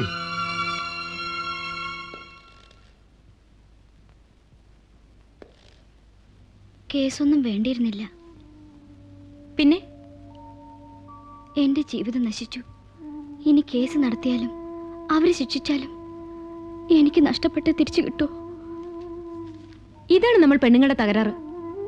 എന്തിനങ്ങ് തോറ്റു കൊടുക്കും. അതുകൊണ്ടാ ചാഴ്ത്തപ്പെട്ടിരിക്കുന്നത്. സീതേ, ഇത് നിന്റെ മാത്രം വിധിയായിട്ട് കണക്കാക്കരുത്. കഴിഞ്ഞ തലമുറകൾ ഈ വിധിയുടെ നിഴലിലാണ്. ഈ ദുർവിധിക്കെതിരെ നമ്മൾ എന്തെങ്കിലും ചെയ്യണം. അതിന് നീ ഒരു കാരണമായെന്ന് കരുതിയാൽ മതി. നോക്ക്, കരയല്ലേ? നോക്ക്, നിനക്കൊന്നും നഷ്ടപ്പെട്ടിട്ടില്ല. ചാരിത്രം, പാതിവൃത്യം ഇതൊക്കെ ഹൃദയത്തിലാണ്, ശരീരത്തിലല്ല. ഞാനിനി എങ്ങനെ രവിയേട്ടന്റെ മുഖത്ത് നോക്കും? നിന്റെ കുറ്റം കൊണ്ടാണ് ഇതൊക്കെ സംഭവിച്ചത്. ഇവിടെ പുരുഷന് മാത്രമല്ലേ അന്തസ്സും അഭിമാനമൊക്കെ ഉള്ളൂ. ഇനി എന്നെ ഇഷ്ടപ്പെടാൻ അദ്ദേഹത്തിന് കഴിയും. എന്തുകൊണ്ട് കഴിയില്ല? നിന്നെ ഈ ദുരന്തത്തിലേക്ക് കൊണ്ട് എത്തിച്ചത് അയാളാണ്. എന്നിട്ടൊന്ന് തിരിഞ്ഞു നോക്കിയോ? രാജി, എപ്പോഴാണ് ഡിസ്ചാർജ് ചെയ്യുന്നത്? റൗണ്ട്സ് കഴിഞ്ഞ് ഡോക്ടർ വന്നാലും ചെയ്യാന്നാ പറഞ്ഞത്. ഇവിടെ വീട്ടിൽ കൊണ്ടുചെന്നാക്കിയിട്ട് വേണം എനിക്ക് കോടതി പോവാൻ.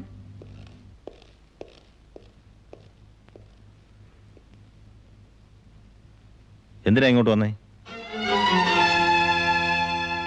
അവൾ ഇങ്ങോട്ട് തന്നെയല്ലേ വരേണ്ടത്? കണ്ടവരുടെ വെടിപ്പ് ചുമക്കാനൊന്നും എന്നെ കിട്ടില്ല. അത്ര ത്യാഗിയൊന്നുമല്ല ഞാൻ. രവിയേട്ടാ, സീതേ, നമ്മൾ ഒരുമിച്ചുള്ള ജീവിതം ഇനി ബുദ്ധിമുട്ടാണ്.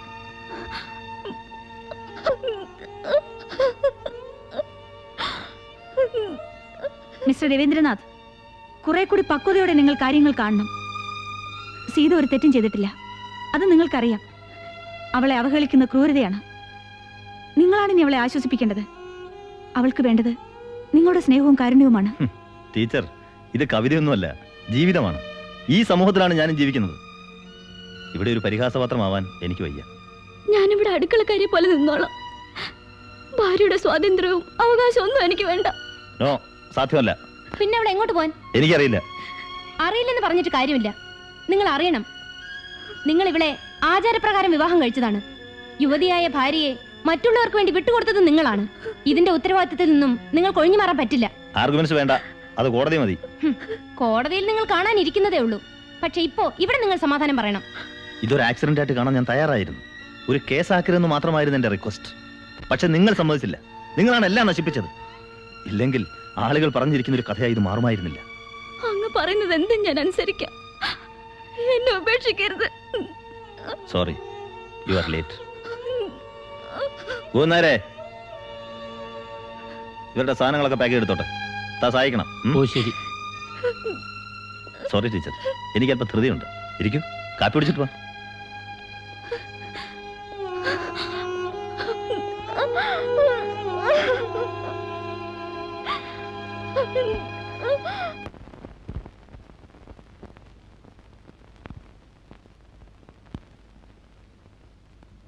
മനുഷ്യൻ ഇത്ര ക്രൂരനാവോ? എല്ലാം എന്റെ തെറ്റാ. കൂടേണ്ടവരോട് കൂടണം. ബന്ധം വേണ്ടിയിരുന്നില്ല. സ്ത്രീധനം പോലും വേണ്ടാന്ന് പറഞ്ഞപ്പോ സമ്മതിച്ചു പോയി. ഒന്നെങ്കിലും രക്ഷപ്പെടൂലോ. എല്ലാം നമ്മൾ വിചാരിക്കുന്ന പോലെ നടന്നോളന്നില്ലല്ലോ. സമാധാനപ്പെടുക, എല്ലാം ശരിയാവുമെന്ന് വിചാരിക്കുക. ഒന്നുമില്ലേലും അവക്കൊരു ജോലിയുണ്ടല്ലോ. ജോലി കിട്ടിയപ്പോഴും വിടില്ല എന്നായിരുന്നു അയാള്. അതും വേണ്ടാന്ന് വെച്ചിരുന്നെങ്കിൽ എന്തായിരുന്നു സ്ഥിതി? കുറച്ചു ദിവസം ജോലിക്കൊന്നും വിടണ്ട. എല്ലാം ഒന്ന് ശാന്തമാവട്ടെ. ജോലിക്ക് വന്നു തുടങ്ങുമ്പോൾ ഹോസ്റ്റലിൽ താമസിക്കാമല്ലോ. അതുവരെ വീട്ടിൽ നിൽക്കട്ടെ. അതിപ്പോ ഞാൻ ആലോചിക്കുന്നത്. എന്തേ, കേസിന്റെ കാര്യമാണോ? അതിന് വിമലയുണ്ടല്ലോ. കേസ് വയ്ക്കുന്ന ദിവസം ഒന്ന് വന്നാ മതി. അതല്ല, അനിയത്തിമാര് 2 ആളുണ്ട്. മൂത്തവൾക്ക് ഒരാലോചന വന്ന് നിൽക്കുക. ഇനി ഈ കാരണം കൊണ്ട് അത് മുടങ്ങുമാവോ? അതുകൊണ്ട് ഞാൻ ആലോചിക്കണത് ഇവിടെ എവിടെയെങ്കിലും നിർത്താനൊരു സൗകര്യം. ഇവൾക്ക് ഒരു നേരത്തെ ആഹാരം കൊടുക്കണതിലല്ല, അതെങ്ങനെ നടക്കും. പക്ഷെ ചീത്തപ്പേര്. ഓഹോ, അപ്പൊ നിങ്ങൾക്കും ഉണ്ട് ചീത്തപ്പേരല്ലേ? കൊള്ളാം. നാട്ടുകാരുടെ ചോദ്യങ്ങൾക്ക് ഉത്തരം പറയാൻ വയ്യ. വേണ്ട, അവളെ കൊണ്ടുപോകണ്ട. ആരെങ്കിലും ചോദിച്ചാൽ നിങ്ങളെ മോളല്ലാന്ന് തന്നെ പറഞ്ഞോളൂ. അവൾ ഈ വീട്ടിൽ നിൽക്കും, എന്റെ മോളായിട്ട്.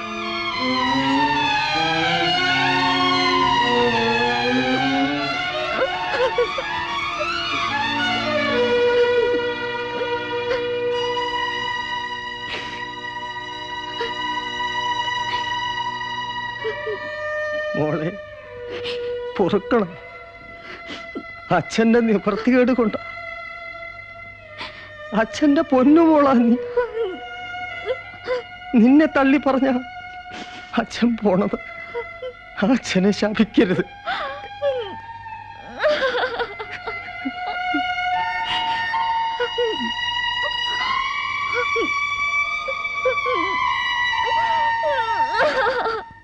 മിസ്റ്റർ രവീന്ദ്രനാഥ്, ഇത് നിങ്ങളുടെ വീടോ ഓഫീസോ അല്ല, കോടതിയാണ്. ചോദ്യങ്ങൾക്ക് വ്യക്തമായ മറുപടി തരണം. ഞാൻ അല്പം മദ്യപിച്ചിരുന്നു. ഓഹോ, അപ്പൊ നിങ്ങൾ സ്ഥിരം മദ്യപാനിയാണല്ലേ? അത് എന്താ, അതും നിങ്ങൾക്കറിയില്ലേ? എന്നും കഴിക്കാറുണ്ട്. അന്നൊരല്പം കൂടുതൽ കഴിച്ചിരുന്നു. അന്ന് നിങ്ങളുടെ ഭാര്യ ഒരു പാട്ട് പാടിയെന്ന് പറഞ്ഞിരുന്നല്ലോ. അപ്പോ നിങ്ങൾ അബോധാവസ്ഥയിലായിരുന്നോ? അല്ല, അതും അറിയില്ലായിരിക്കും. അറിയാം, ബോധമുണ്ടായിരുന്നു. ഉറക്കെ പറയണം. ബോധം ഉണ്ടായിരുന്നെന്ന് ഉറപ്പാണല്ലോ? അതെ. എങ്കിൽ ഏത് പാട്ടാണ്? ആ പാട്ടൊന്ന് പാടണം നിങ്ങൾ. എനിക്ക് പാട്ടറിയില്ല. നിങ്ങൾക്കൊന്നും അറിയില്ലല്ലോ. സ്കൂളിൽ പോയിട്ടുണ്ടോ? ഉവ്വ്. എത്ര ക്ലാസ് വരെ പഠിച്ചു? M.Com. എന്നിട്ട് വിദ്യാഭ്യാസത്തിന്റെ മഹത്വമൊന്നും നിങ്ങൾക്കില്ലല്ലോ. ശരിക്ക് പഠിച്ചതാണോ അതോ കാശ് കൊടുത്ത് വാങ്ങിയതാണോ? Please avoid unnecessary questions. Yes your honour. പാടിയില്ല. ഓർമ്മയില്ല. ഓർമ്മയില്ല. അപ്പോ അബോധാവസ്ഥയിലായിരുന്നു എന്നർത്ഥം. That's all your honour. മണിമംഗലത്ത് രവീന്ദ്രനാഥൻ ഭാര്യ സീത 25 വയസ്സ്. മണിമംഗലത്ത് രവീന്ദ്രനാഥൻ ഭാര്യ സീത 25 വയസ്സ്. മണിമംഗലത്ത് രവീന്ദ്രനാഥൻ ഭാര്യ സീത 25 വയസ്സ്. ഈശ്വരൻ സാക്ഷിയായി. ഈശ്വരൻ സാക്ഷിയായി. കോടതി മുമ്പാകെ. കോടതി മുമ്പാകെ. സത്യം ബോധിപ്പിച്ചുകൊള്ളാം. സത്യം ബോധിപ്പിച്ചുകൊള്ളാം.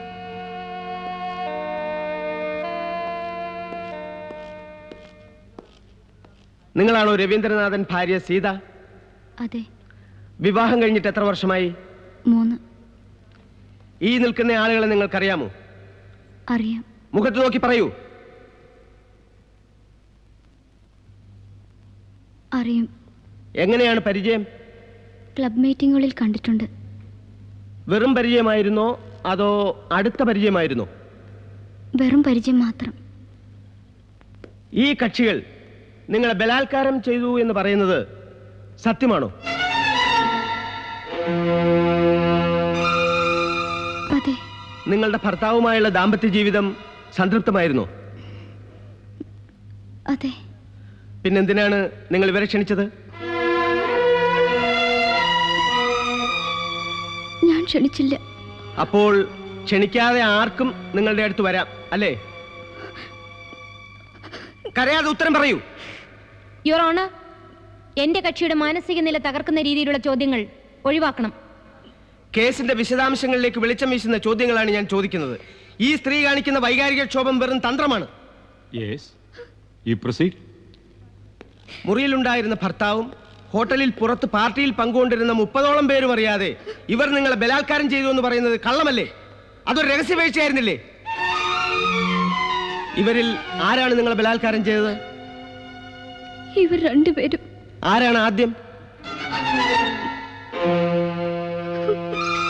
പറയൂ. അറിയില്ല. ആരാണെന്ന് പോലും നോക്കിയില്ല. ആരായാലും മതിയായിരുന്നു അല്ലേ?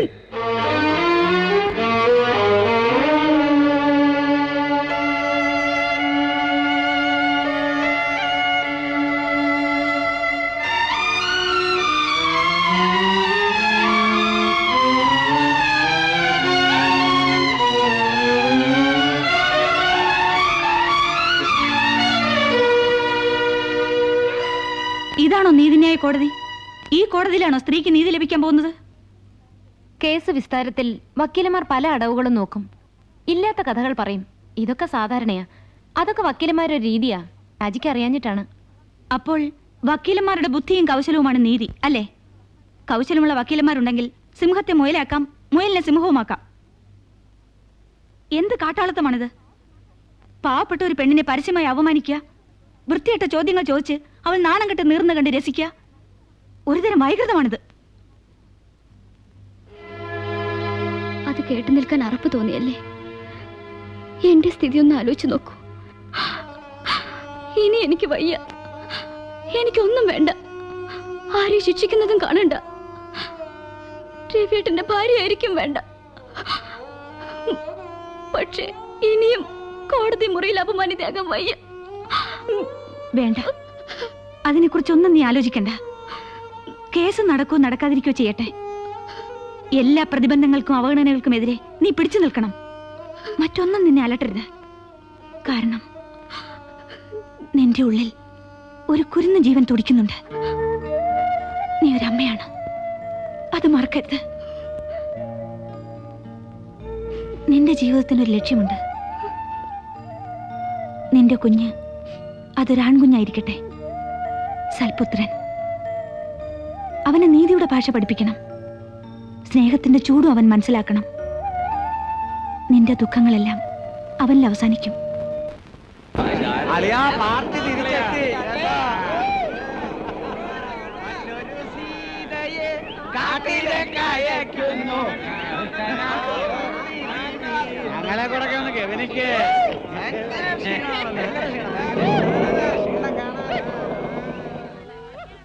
Good morning. Good morning. Case കഴിഞ്ഞോ ടീച്ചർ? ഇല്ല. ഇക്കണക്കിന് സ്ത്രീകൾക്ക് എന്നാ ഒരു രക്ഷയുണ്ടാവുക? ഈ ആഴ്ചത്തെ മന്ദാരത്തിലുണ്ട് കേസിന്റെ വിവരങ്ങൾ. പത്രക്കാരോട് നമ്മുടെ കോളേജിന്റെ പേര് പറയണ്ടായിരുന്നു. ഞാൻ പത്രത്തിൽ വായിച്ചു. എന്തെല്ലാം ചോദ്യങ്ങളാ വക്കീൽ ചോദിച്ചേ. വെറുതെയാണോ ടീച്ചർ ബോധം കെട്ട് വീണത്? ഞാനാണെങ്കിൽ ചത്തുപോയേനെ. ടീച്ചർ, ഈ വിശേഷങ്ങളൊക്കെ അറിയാം.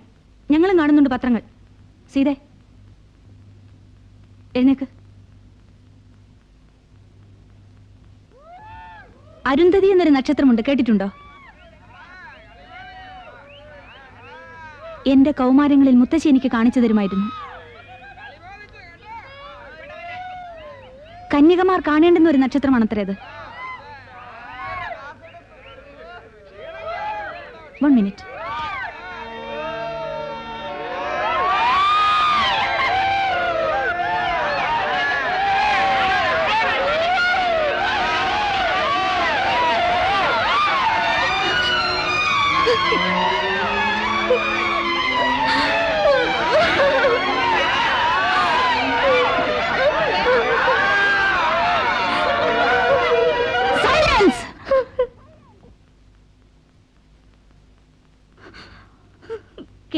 മനുഷ്യത്വമെങ്കിലും നിങ്ങളുടെ ഹൃദയങ്ങളിലില്ലേ? നിങ്ങളെപ്പോലെ തന്നെ ഒരു മനുഷ്യജീവിയാണ് ഈ സ്ത്രീ. ചുരുങ്ങിയ നാളുകൾ കൊണ്ട് ഒരായുസ് മുഴുവൻ അനുഭവിക്കാനുള്ള പീഡനങ്ങൾ ഇവൾ ഏറ്റുവാങ്ങിയിട്ടുണ്ട്. ഹൃദയം കൊണ്ട് ഈ സ്ത്രീ പവിത്രയാണ്. ഏത് മാന്യതയുടെ പുകമറയ്ക്കുള്ളിൽ നിന്നാണ് നിങ്ങൾ ഇവളെ കല്ലെറിയുന്നത്?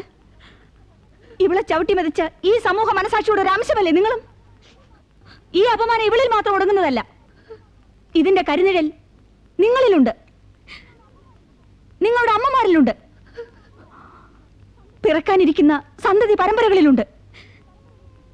സ്ത്രീ അമ്മയാണ്, അമ്മ മാത്രമാണ്. ഈ സ്ത്രീയിൽ നിങ്ങൾ ഏൽപ്പിക്കുന്ന ഓരോ പരിഹാസവും നിങ്ങളുടെ അമ്മയുടെ ഹൃദയത്തിലാണ് ചെന്ന് തറയ്ക്കുന്നത്. കാരുണ്യത്തിന്റെ ഒരു കണിയെങ്കിലും ഇവൾക്ക് കൊടുക്കാൻ കഴിയുമെങ്കിൽ കൊടുക്കുക. അഭയാർത്ഥിയാണ്, യാചിക്കുന്നത് ഒരൊറ്റ ദയ മാത്രമാണ്.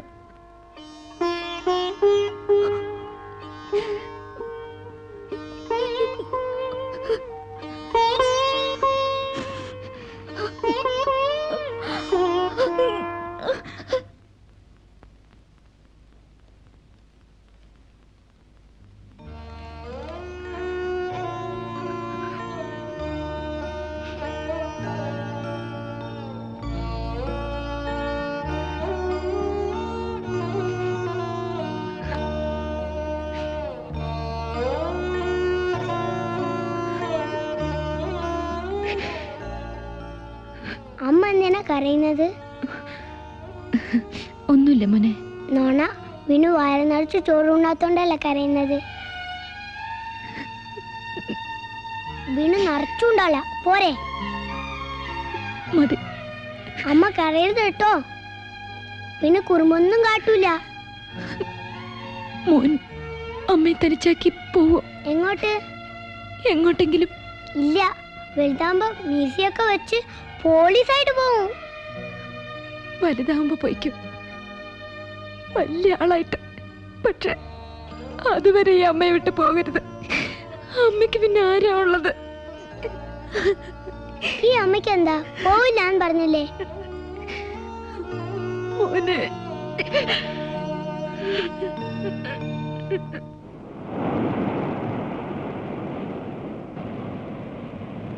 വിമല വല്ലതും പറഞ്ഞുവോ നിന്നോട്? എന്തേ? ഒക്ടോബർ 14 ബിനുവിന് 5 വയസ്സ് തികയാണ്. പിന്നെ അവരവനെ കൊണ്ടുപോകും. അവൻ പോയാൽ ഏറെ വിരസമാവുക എൻ്റെ ദിവസങ്ങളാണ്. വല്ലാത്തൊരാശ്വാസമായിരുന്നു ആ കുട്ടി.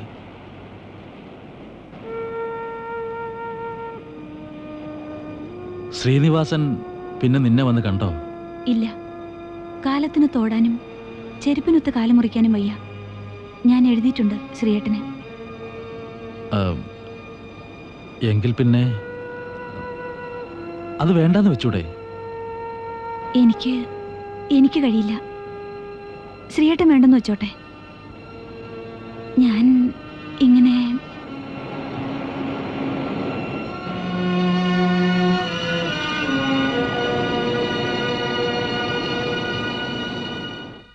വിവാഹമോചനം അത്ര ഈസിയൊന്നുമല്ല. അതിന് ചില ഗ്രൗണ്ട്സ് ഒക്കെ ഉണ്ട്. എന്നാലേ കേസ് ഫയൽ സ്വീകരിക്കുള്ളൂ. അവൾ റേപ്പ് ചെയ്യപ്പെട്ടവളാണ്. ആ ഗ്രൗണ്ടിൽ കേസ് ഫയൽ ചെയ്യണം. റേപ്പ് വിവാഹമോചനം ആവശ്യപ്പെടാനുള്ള ഒരു കാരണമല്ല. ഒരു കാര്യം ചെയ്യാം. അവൾ നിരന്തരമായി പല പുരുഷന്മാരുമായി ബന്ധപ്പെട്ടിരുന്നു. അത് വേണ്ട. അത് അവൾ അങ്ങനെ ആയിരുന്നില്ല.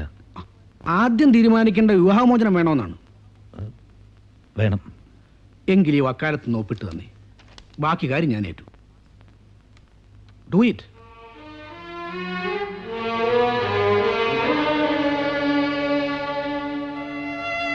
വേർപെട്ടു പോകേണ്ടത് വേർപെട്ടു പോവുക തന്നെയാണ് നല്ലത്. അതാണ് ആശ്വാസം. അല്ലെങ്കിൽ അതെന്നും നമ്മുടെ ദുഃഖമായി തീരും. എൻ്റെ കുഞ്ഞ് അച്ഛനില്ലാത്ത കുഞ്ഞായി വളരേണ്ടി വരില്ലേ? അച്ഛനില്ലാത്ത കുഞ്ഞായി ജനിച്ചാൽ അവൻ വളരില്ലേ? അവനെ വളർത്താനുള്ള മനസ്സ് നിനക്കില്ലേ? പക്ഷേ എൻ്റെ അവസ്ഥ ഒരമ്മയ്ക്കും ഉണ്ടായിട്ടുണ്ടാവില്ല. ആ നശിച്ച ദിവസത്തിന്റെ സന്തതിയായിട്ട് ചിലരെങ്കിലും അവനെ പരിഹസിക്കില്ലേ? നീ ഭയപ്പെടണ്ട. ഈ നോട്ടീസ് അഡ്വക്കേറ്റ് ബിനോയ് ചാണ്ടിയുടെ ഒരു വിവരക്കേട് മാത്രമാണ്. ഈ സ്ത്രീ സ്വഭാവശുദ്ധി ഇല്ലാത്തവളാണ്. വിവാഹത്തിന് മുമ്പും അതിനുശേഷവും ഇവർക്ക് മറ്റു പല പുരുഷന്മാരുമായി ബന്ധമുണ്ടായിരുന്നു. അത്തരം ഹീനമായ ബന്ധങ്ങൾ മേലാൽ ആവർത്തിക്കരുതെന്ന് പ്രാവശ്യം എൻ്റെ കക്ഷി താക്കീത് നൽകിയിട്ടുള്ളതാണ്. പക്ഷേ ഇവരത് ചെവിക്കൊണ്ടില്ല. അതുകൊണ്ട് തന്നെ എൻ്റെ കക്ഷിയുടെ ദാമ്പത്യ ജീവിതം നരകതുല്യമായിരുന്നു. കഴിഞ്ഞ 2 വർഷമായി എൻ്റെ കക്ഷി അനുഭവിച്ചു പോന്ന മാനഹാനിയും ആത്മസംഘർഷവും ബഹുമാനപ്പെട്ട കോടതി കണക്കിലെടുക്കേണ്ടതാണ്. ഹോട്ടലിൽ വെച്ചുണ്ടായി എന്ന് പറയപ്പെടുന്ന സംഭവം കെട്ടിച്ചമച്ചൊരു കഥയാണ്. ആ കേസിലെ പ്രതികളുമായി മുമ്പ് ഇവർക്ക് രഹസ്യബന്ധമുണ്ടായിരുന്നു. വേഴ്ച കയ്യോടെ പിടികൂടിയപ്പോൾ രക്ഷപ്പെടാൻ ഇവർ നടത്തിയൊരു നാടകമാണ് ബലാത്സംഗ കഥയും ആത്മഹത്യാസംഭവവും. എൻ്റെ കക്ഷി സമൂഹത്തിലെ സമാരാധ്യനും മാന്യനുമായ ഒരു ഉന്നത വ്യക്തിയാണ്. വ്യഭിചാരിണിയായ ഈ സ്ത്രീയുമായുള്ള ബന്ധം വേർപെടുത്തി കിട്ടേണ്ടത് തികച്ചും ന്യായമായ ഒരാവശ്യമാണ്. ബഹുമാനപ്പെട്ട കോടതി ഇതിൽ എൻ്റെ കക്ഷിക്ക് അനുകൂലമായ തീരുമാനമെടുത്ത് മേൽ നടപടികൾ സ്വീകരിക്കണമെന്ന് താഴ്മയായി അപേക്ഷിക്കുന്നു. യുവർ ഓണർ, എൻ്റെ സുഹൃത്ത് അഡ്വക്കേറ്റ് ബിനോയ് ചാണ്ടി ഈ സ്ത്രീയെ പങ്കിലയായി ചിത്രീകരിക്കാൻ വളരെ ശ്രമിച്ചു. ഏകദേശം 1 മണിക്കൂറോളം ചിലച്ചു അദ്ദേഹം. പക്ഷേ അതെല്ലാം വെറും തെരുവ് പിള്ളേരുടെ പരദൂഷണം പോലെ വില കുറഞ്ഞതായിപ്പോയി. യുവർ ഓണർ, വ്യക്തിപരമായ ആക്ഷേപമാണിത്. യുവർ ഓണർ, ഞാൻ തെരുവ് പിള്ളേരെയാണ് ആക്ഷേപിച്ചത്. അത് വ്യക്തിപരമായി തോന്നിയെങ്കിൽ എൻ്റെ കുറ്റമല്ല. Please you come to the point. Yes your honour. Museum police 321/87 എന്ന നമ്പറിൽ ഒരു കേസ് വിചാരണ നടന്നുകൊണ്ടിരിക്കുകയാണ്. ഈ സ്ത്രീയെ ക്രൂരമായി ബലാത്സംഗം ചെയ്തു എന്നതാണ് കേസ്. ഈ കേസിൽ ഇവരുടെ ഭർത്താവായ മിസ്റ്റർ രവീന്ദ്രനാഥ് 3ാം സാക്ഷിയുമാണ്. അങ്ങനെ ഒരു കേസ് നിലനിൽക്കെ അതും ഒരു ബലാത്സംഗമല്ല, വ്യഭിചാരമായിരുന്നു എന്ന് വരുത്തി തീർക്കാനുള്ള നീക്കമാണ് ഈ ഡൈവോഴ്സ് കേസ്. ഈ കേസിന്റെ ശക്തി കുറയ്ക്കാനും പ്രതികളെ രക്ഷപ്പെടുത്താനും വേണ്ടിയാണ് ഈ സ്ത്രീയെ വ്യഭിചാരിണിയായി ചിത്രീകരിച്ചിരിക്കുന്നത്. പക്ഷേ ഇവിടെ മിസ്റ്റർ രവീന്ദ്രനാഥിന്റെ ഉദ്ദേശം ഹീനവും ക്രൂരവുമാണ്. ബലാത്സംഗം ചെയ്തു എന്ന കേസിൽ ഈ മനുഷ്യന് പരോക്ഷമായി പങ്കുണ്ട്. തൻ്റെ ഏതോ കാര്യലാഭത്തിന് വേണ്ടി ഈ മാന്യൻ സ്വന്തം ഭാര്യയെ അറിഞ്ഞുകൊണ്ട് പ്രതികൾക്ക് ബന്ധപ്പെടുത്തുകയായിരുന്നു. വ്യക്തമായി പറഞ്ഞാൽ പിമ്പിംഗ്. പ്രോസിക്യൂഷന് സംഭവിച്ച ഒരു അബദ്ധമാണ് ഇയാളെ സാക്ഷിയാക്കിയത്. 321/87 എന്ന കേസിൽ മിസ്റ്റർ രവീന്ദ്രനാഥിനെ സാക്ഷിപ്പട്ടികയിൽ നിന്നും മാറ്റി പ്രതിഭാഗം ചേർക്കേണ്ടതാണ്. ഉന്നത വ്യക്തികൾക്ക് വേണ്ടി സ്വന്തം ഭാര്യയെ ബന്ധപ്പെടുത്തി കൊടുക്കുന്ന ഈ മാന്യനായ പുരുഷന് വേണ്ടി അദ്ദേഹത്തെ പോലെ തന്നെ മാന്യനായ എൻ്റെ സുഹൃത്ത് ബിനോയ് ചാണ്ടി സമർപ്പിച്ച ഡൈവോഴ്സ് പെറ്റീഷൻ ഫയലിൽ സ്വീകരിക്കാതെ തള്ളിക്കളയണം ഞാൻ അപേക്ഷിക്കുന്നു. That's all your owner.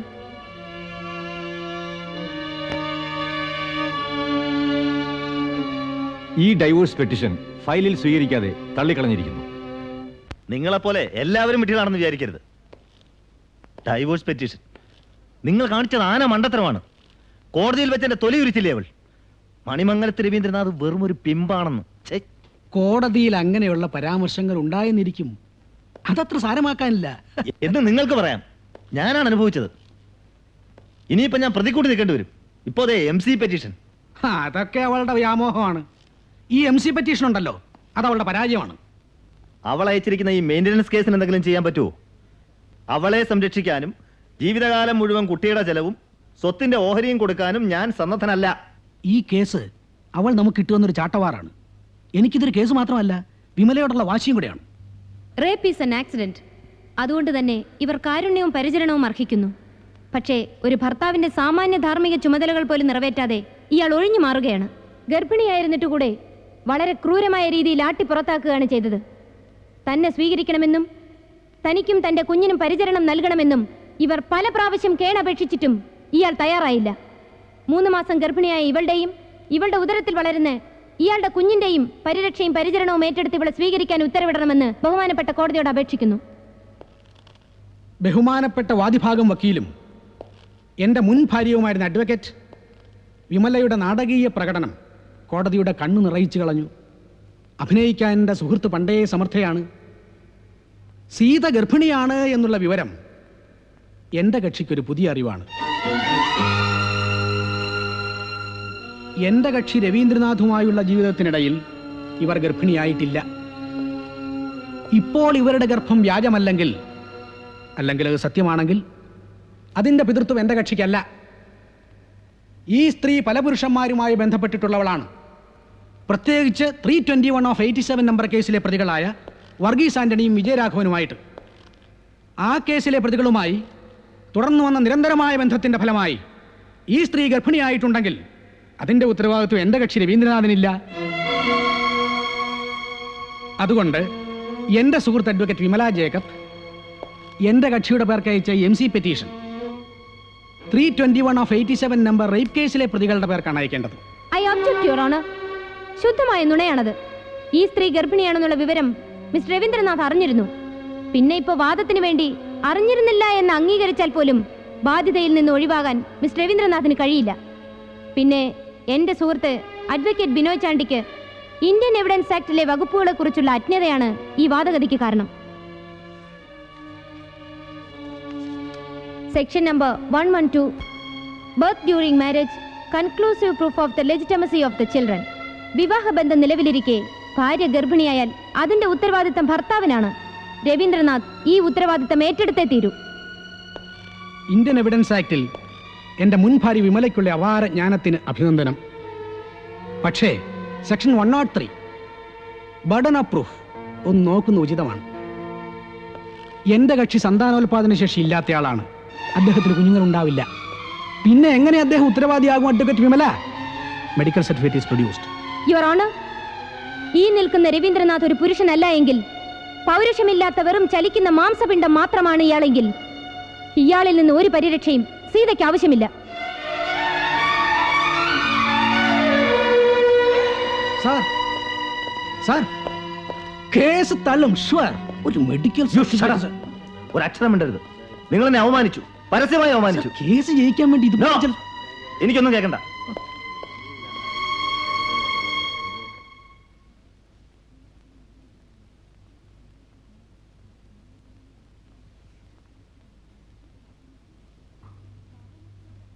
ലാഭനഷ്ടങ്ങളുടെ കണക്കൂട്ടുകയാണോ?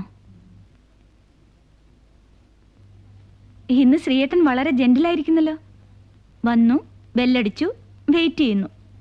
വന്നു കയറിയാൽ അടുക്കളയിൽ എത്തുന്ന ആളാ. ഇത്രയും ഡീസൻസി നമുക്ക് വേണ്ട. എന്റെ കത്ത് കിട്ടിയല്ലേ? കിട്ടി.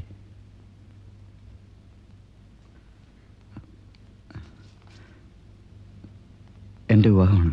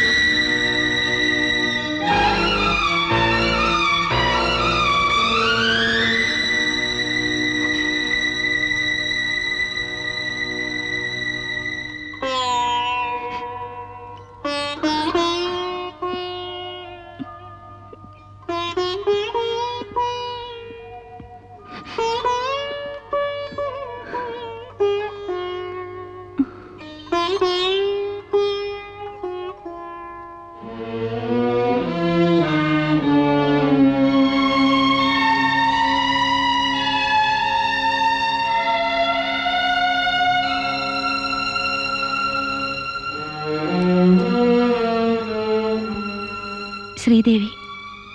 നല്ല പേര്. പേരുപോലെ തന്നെ ആകട്ടെ ആളും. ആശംസകൾ.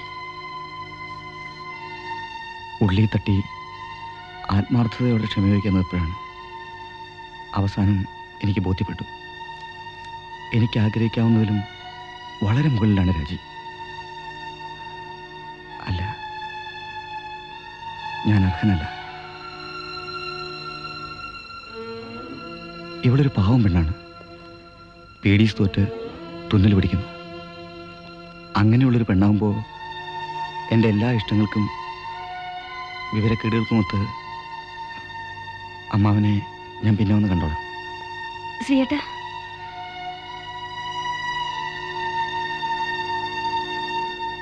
എന്റെ വിവാഹ സമ്മാനം ഇത് ശ്രീദേവി അണിയിക്കണം. വിവാഹത്തിന് ഞാൻ വരില്ല. കല്യാണം കഴിഞ്ഞ് രണ്ടാളും കൂടി വരണം.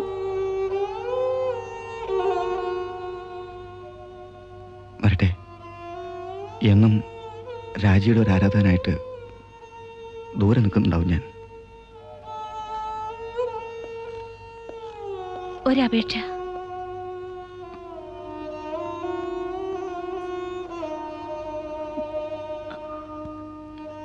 എന്റെ അത്യാഗ്രഹമാണെങ്കിൽ പോർക്കണം. ശ്രീദേവിയോട് സമ്മതിച്ചാലേ ഇത് അനുവദിക്കണ്ടു.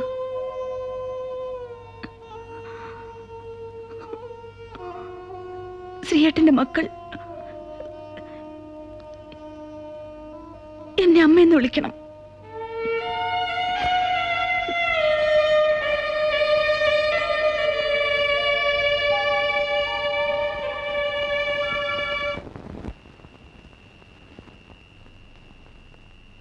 അച്ഛാ, അച്ഛൻ കിടക്കുന്നില്ലേ? ഇത്തിരി കഴിയട്ടെ.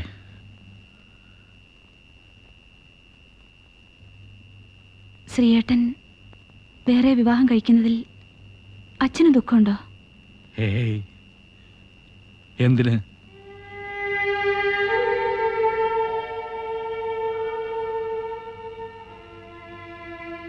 നിനക്ക് വിഷമമുണ്ടോ?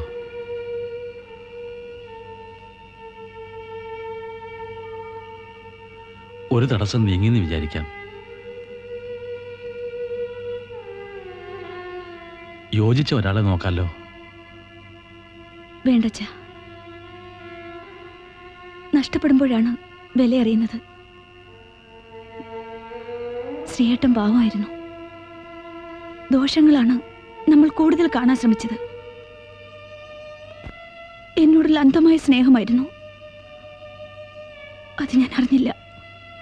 അല്ലെങ്കിൽ അറിഞ്ഞില്ലെന്ന് നടിച്ചു.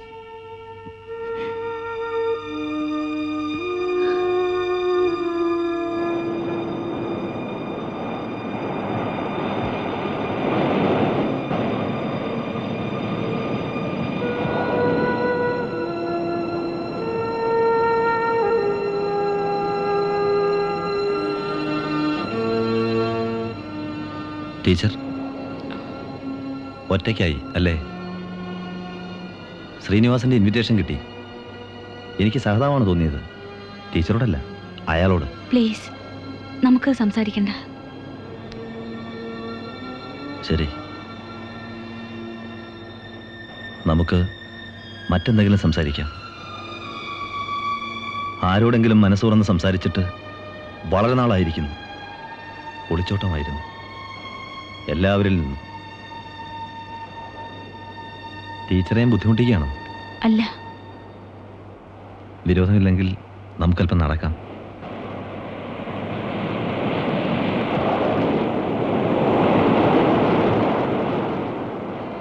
ടീച്ചർക്കറിയോ, ഞാനിപ്പോൾ ആരോടും ഒന്നും സംസാരിക്കാറില്ല. കമ്പനി പോയിട്ട് മാസങ്ങളായി. വല്ലപ്പോഴും ഇവിടെ വരും. ആളൊഴിഞ്ഞ ഏതെങ്കിലും ഭാഗത്ത് കുറേ നേരം ഇരിക്കും. സുഹൃത്തുക്കളെ എനിക്ക് ഭയമാണ്. ചിലർ സഹതപിക്കും, ചിലർ കുറ്റപ്പെടുത്തും. രണ്ടും അസഹ്യമാണ്. എൻ്റെ ജീവിതം അതെനിക്ക് നഷ്ടപ്പെട്ടു കഴിഞ്ഞു. നഷ്ടപ്പെടുത്തിയെന്ന് പറയുന്നതല്ലേ ശരി. നിങ്ങളുടെ ജീവിതം മാത്രമല്ല, ഒരു പാവപ്പെട്ട പെണ്ണിൻ്റെയും. നിങ്ങൾ അവളോട് കാണിച്ചത് കടുത്ത ക്രൂരതയാണ്. സ്വന്തം കുഞ്ഞിനെ പോലും നിങ്ങൾ നിഷേധിച്ചു. സീതയുടെയും കുഞ്ഞിൻ്റെയും ശാപത്തിൽ നിന്ന് നിങ്ങൾക്ക് ഒഴിഞ്ഞു മാറാനാവോ മിസ്റ്റർ രവീന്ദ്രനാഥ്? എനിക്ക് എന്തിനേക്കാളും വലുതാണ് ടീച്ചർ അഭിമാനം.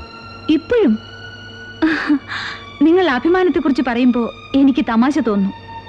സ്വന്തം ഭാര്യയെ സംരക്ഷിക്കാൻ കഴിഞ്ഞില്ല. അവളോട് കേവല നീതി പോലും പുലർത്താനായില്ല. കോടതി മുറികളിൽ നിങ്ങൾ ഇരുവരും പരിഹസിക്കപ്പെട്ടു. ഒടുവിൽ സ്വന്തം പൗരുഷം പോലും തള്ളി പറയേണ്ടി വന്നു, ഇല്ലേ? ടീച്ചർ, സ്വന്തം നിഴലിനോടാണ് നിങ്ങൾ യുദ്ധം ചെയ്യുന്നത്. ഒരു കോടതിക്കും ഇതിന് പരിഹാരം കാണാനാവില്ല. നിങ്ങളുടെ മനസാക്ഷിയുടെ കോടതിയിലാണ് വിചാരണ നടക്കേണ്ടത്. വിധികർത്താവ് നിങ്ങൾ തന്നെയാണ്. പക്ഷേ എനിക്കൊരു തീരുമാനം എടുക്കാൻ കഴിയുന്നില്ല. ആലോചിക്കൂ, ദിവസങ്ങളോളം ആലോചിക്കൂ. ഇംഗ്ലീഷിലൊരു ചൊല്ലുണ്ട്, ഹെവൻ ഇൻ യുവർ ഹാൻഡ്. സ്വർഗം നമ്മുടെ കയ്യിലാണ്, നരകവും. രണ്ടും നമ്മൾ സൃഷ്ടിക്കുന്നു.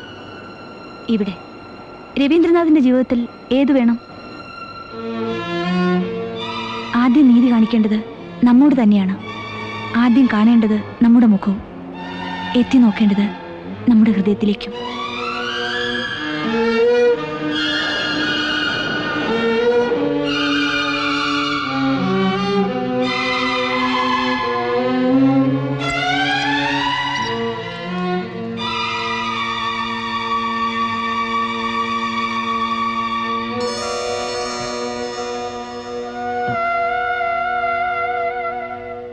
ആദ്യം നീതി കാണിക്കേണ്ടത് നമ്മോട് തന്നെയാണ്.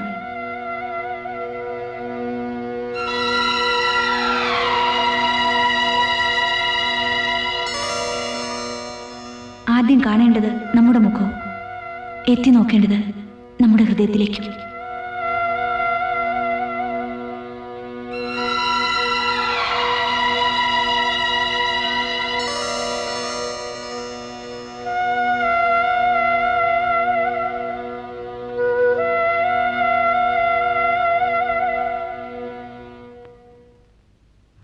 ഇന്നലെ രാത്രി മുഴുവൻ ഞാൻ ആലോചിച്ചു. ടീച്ചർ പറഞ്ഞാണ് ശരി. സീതയെ ഞാൻ സ്വീകരിക്കാം.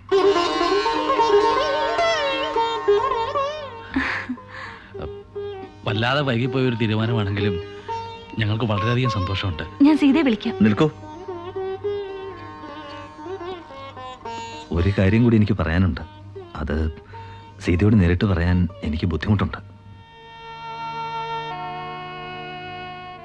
വളരെ നാളത്തെ ഞങ്ങളുടെ പ്രാർത്ഥനയുടെ ഫലമാണ് സീതയുടെ വയറ്റിൽ വളരുന്ന കുഞ്ഞ്. സീതയ്ക്ക് സംഭവിച്ച ഈ അവമാനത്തിൻ്റെ കഥ 3-4 വർഷം കഴിയുമ്പോൾ എല്ലാവരും മറക്കും. പക്ഷേ ആ കുഞ്ഞ് ജനിച്ചാൽ അതിനെ കാണുമ്പോഴൊക്കെ എല്ലാവരും ഈ കഥകൾ ഓർക്കും. മാത്രമല്ല, സത്യം ഞങ്ങൾക്കറിയാമെങ്കിലും എൻ്റെ പിതൃത്വം ആരും അംഗീകരിക്കില്ല. അതുകൊണ്ട് ഈ കുഞ്ഞ് വേണ്ട. ഇത്രയും വലിയ ക്രൂരത വേണോ? അവൾ ഇതുവരെ അനുഭവിച്ചൊന്നും പോരെ? ഒന്നും ഓർക്കാഞ്ഞിട്ടല്ല. ഈ കുഞ്ഞിനെ വരെ ഈ അവമാനം പിന്തുടരില്ലേ? അവനെ എല്ലാവരും കളിയാക്കി ചിരിക്കില്ലേ? അത് വയ്യ. നിങ്ങൾ പറഞ്ഞത് ഒരമ്മയ്ക്കോ സഹിക്കാൻ കഴിയില്ല. അത് ചെയ്തേ പറ്റൂ. കുഞ്ഞുങ്ങൾ ഇനിയും ഉണ്ടായിക്കൂടുന്നില്ലല്ലോ. ഇത് സമ്മതിക്കാൻ സീത തയ്യാറാണെങ്കിൽ മറ്റെല്ലാം മറന്ന് ഞാൻ അവളെ സ്വീകരിക്കാം. തീരുമാനിക്കേണ്ട സീതയാണ്.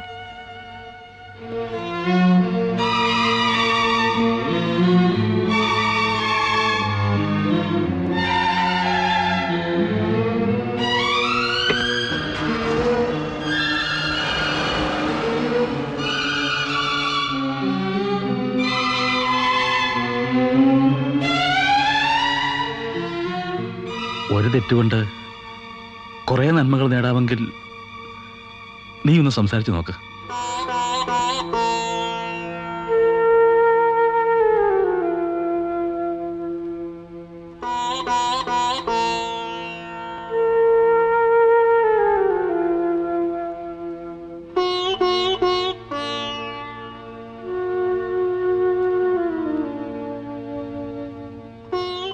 രവീന്ദ്രനാഥ് വന്നിരുന്നു. കണ്ടു. പറഞ്ഞതൊക്കെ കേൾക്കുകയും ചെയ്തു. നിനക്കെന്ത് തോന്നുന്നു? മോളെ, അയാൾ പറഞ്ഞതിലും കാര്യമുണ്ട്. നിന്റെ ഭാവിക്കും അതാ നല്ലത്.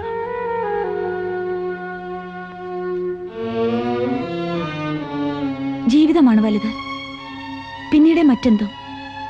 അതുകൊണ്ട് ഇത് മാത്രമാണൊരു മാർഗമെങ്കിൽ ആലോചിക്കാവുന്നതാണ്. എന്റെ ശരീരത്തിന് ജീവന്റെ ഒരു അംശമായ എന്റെ കുഞ്ഞിനെ ഞാൻ നശിപ്പിക്കണമല്ലേ? ഇതാണ് നിങ്ങൾ എന്ന് ഉയർത്തി പറയാറുള്ള മാതൃത്വത്തിന്റെ മഹത്വം. സ്വന്തം സുഖത്തിനും സൗകര്യത്തിനും വേണ്ടി ഏത് കുഞ്ഞിനെയും ഒരമ്മയ്ക്ക് നശിപ്പിക്കാവല്ലേ? മോളെ, നിന്റെ നന്മയ്ക്ക് വേണ്ടിയാണ്. എന്റെ കുഞ്ഞിനെ നശിപ്പിച്ചിട്ട് ഒരു നന്മ എനിക്ക് വേണ്ട. എനിക്ക് എന്റെ കുഞ്ഞിനെ മതി, അത് മാത്രം മതി.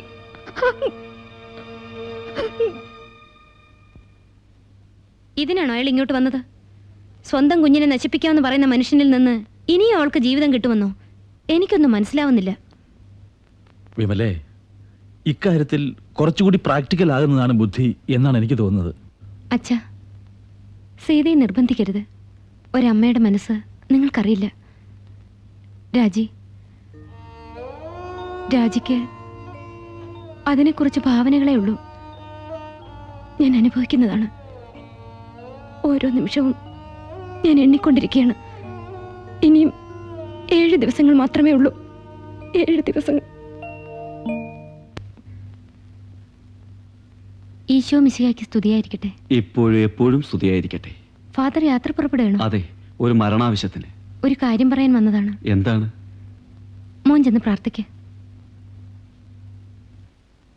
വിനുവിന് 5 വയസ്സ് തികയാണ് ഫാദർ. ഓഹോ, കോടതിയിൽ നിന്ന് നോട്ടീസ് കിട്ടിയോ? കിട്ടി. എനിക്ക് കഴിയില്ല ഫാദർ. എൻ്റെ കുഞ്ഞിനെ പിരിയാൻ എനിക്ക് കഴിയില്ല. കോടതി വിധി അനുസരിക്കാതിരിക്കാൻ പറ്റുമോ? നീ സമാധാനമായിരിക്കും. അവൻ നന്മ വരാൻ കർത്താവിനോട് പ്രാർത്ഥിക്കും. ഫാദർ, എങ്ങനെയെങ്കിലും എന്നെ ഒന്ന് രക്ഷിക്കാൻ പറ്റുമോ? എനിക്കിതിൽ എന്ത് ചെയ്യാൻ കഴിയും? അയാളുടെ അപ്പച്ചനോട് ഫാദർ ചെന്നൊന്ന് സംസാരിച്ച് നോക്കിയാലോ? ആര്? ചാണ്ടിയോടോ? ഫലമില്ലാത്ത കാര്യത്തിന് ഞാൻ ഇടപെടണം. സഹായിക്കാൻ ഒരൊറ്റയാളിനെ കഴിയൂ. ദൈവത്തിന് സമയമായി. വരട്ടെ. തെരുവിലേക്ക് ഇറങ്ങുന്നത് പോലെയാണ് ഞാനന്ന് പോന്നത്. ഒരു ആത്മഹത്യയിൽ നിന്ന് പിന്തിരിപ്പിച്ചത്, എല്ലാം നഷ്ടപ്പെട്ടപ്പോൾ പിടിച്ചു നിൽക്കാൻ ശക്തി നൽകിയത് അവനാണ്, എൻ്റെ മോൻ. വിമലേ, നീ അവൻ്റെ അമ്മയാണ്. എവിടെയായാലും അവന് നിന്നെ പിരിഞ്ഞിരിക്കാൻ പറ്റുമോ? അവൻ നിന്നെ തേടിയെത്തും. ഇല്ല, ഒരിക്കലും എനിക്കവനെ തിരിച്ചു കിട്ടില്ല. അയാൾക്ക് മകന് ആവശ്യമുണ്ടായിട്ടല്ല, എന്നോടുള്ള വാശി, അത്രേ ഉള്ളൂ. വിധി നടപ്പിലാക്കിയതിന് ശേഷം എന്തെങ്കിലും വഴി ആലോചിക്കാമെന്ന് നിന്റെ സീനിയർ പറഞ്ഞിട്ടുണ്ടല്ലോ. അയ്യോ, അത് വെറുതെയാ, എന്നെ ആശ്വസിപ്പിക്കാന്. നിയമം പറഞ്ഞാൽ 5 വയസ്സ് വരെ ആൺകുട്ടിയുടെ മേലൊരു അമ്മയ്ക്ക് അവകാശമുള്ളൂ.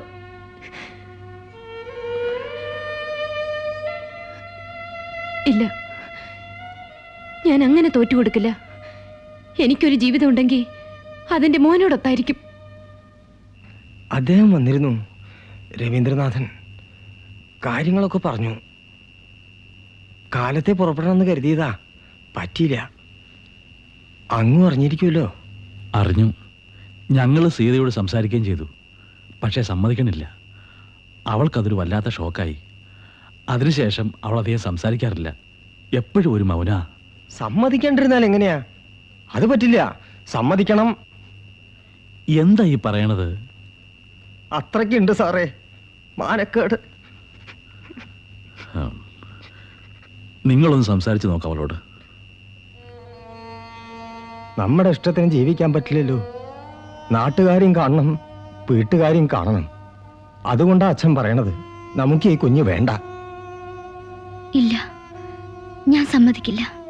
മോളെ, നിനക്കൊരു ജീവിതം വേണം. നിന്റെ അനിയത്തിമാര്, നമ്മുടെ കുടുംബം, എല്ലാവർക്കും വേണ്ടിയാണ് അച്ഛൻ നിന്നോട് അപേക്ഷിക്കുന്നത്. എന്റെ പൊന്നു മോള് സമ്മതിക്കണം. നീയായിട്ടാ മാനക്കേട് ഉണ്ടാക്കി വെച്ചത്. നീയായിട്ട് തന്നെ അത് തീർക്കണം. ഇല്ലെങ്കിൽ ഞങ്ങൾ വല്ല വിഷം വാങ്ങി തിന്ന് ചാവുകയുള്ളൂ.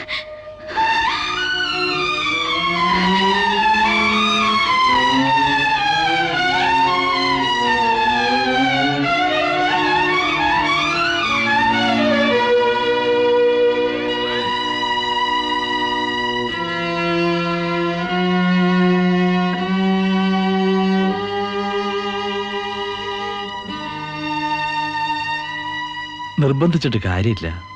അവള് സമ്മതിക്കില്ല. എനിക്ക് അവളെ ഫേസ് ചെയ്യാൻ തന്നെ കഴിയുന്നില്ല.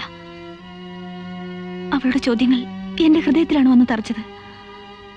അതെന്നെ എന്നും വേദനിപ്പിക്കും.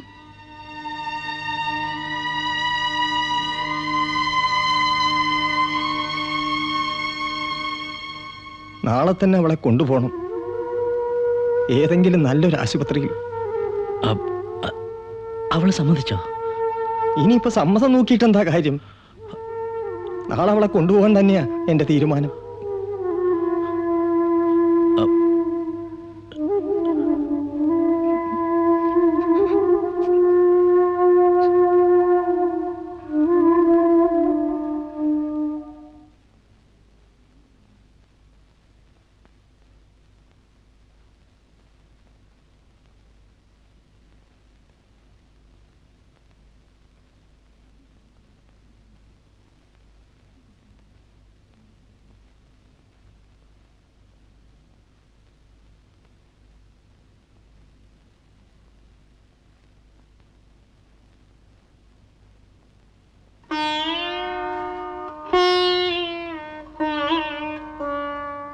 പോട്ടെ,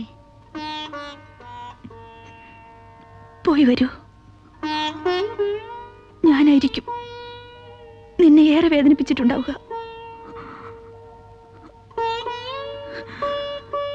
സീതേ,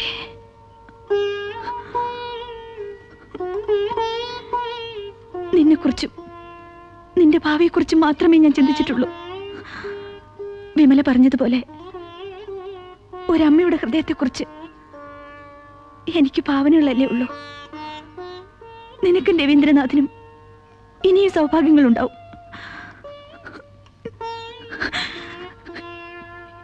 എനിക്കൊരു ശാപം കിട്ടിക്കഴിഞ്ഞു. മുളയിലെ നശിച്ചു പോകുന്ന നിന്റെ കുഞ്ഞിന്റെ ശാപം. പുറപ്പെട്ടോളൂ.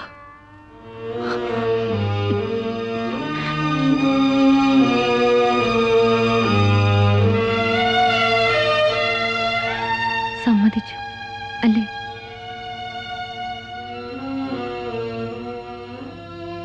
നിനക്ക് സുഖമായിരിക്കട്ടെ. നിന്റെ ഉള്ളിലെ അമ്മയ്ക്ക് സുഖമുണ്ടാവോ സീതേ? വരൂ. നടന്നോളൂ.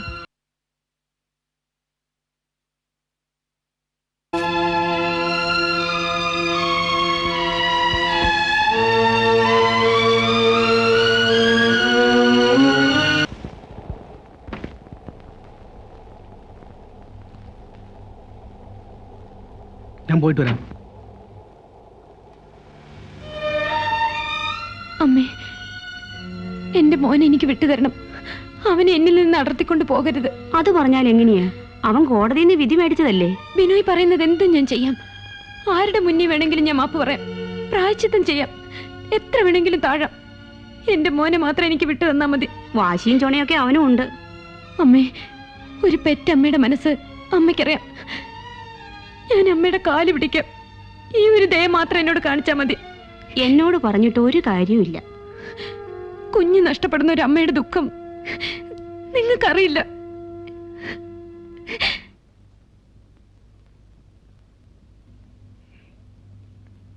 ഒരു രസവും ഇല്ല. രാത്രിയിലെ പിറന്നാള്.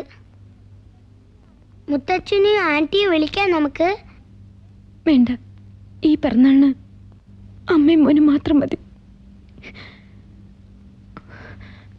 ഊത്.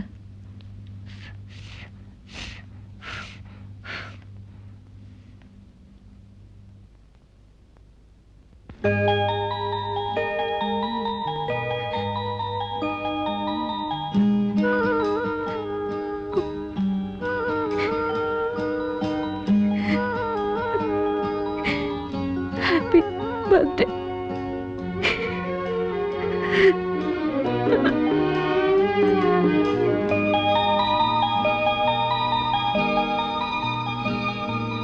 താലോലം പൈതൽ താലോലം താമരപ്പൂന്തോട്ടിലാലോലം.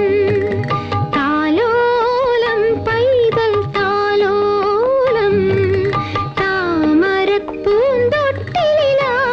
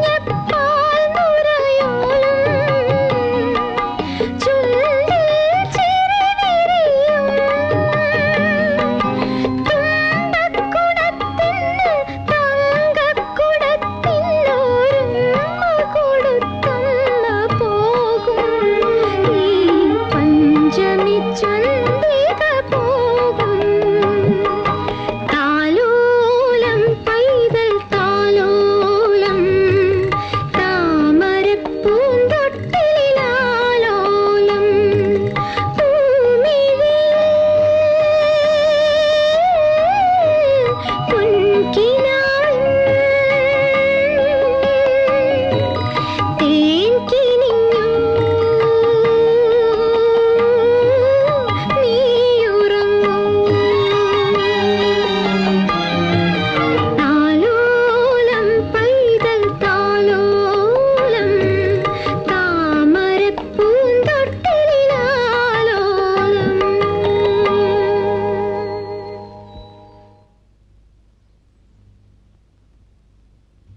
Good morning. ആ മോൻ വരൂ.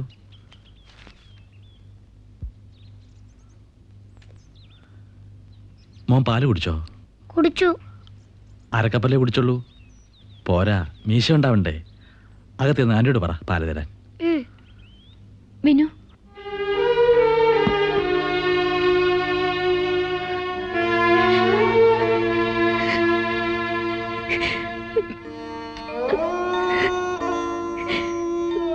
പൊയ്ക്കോ.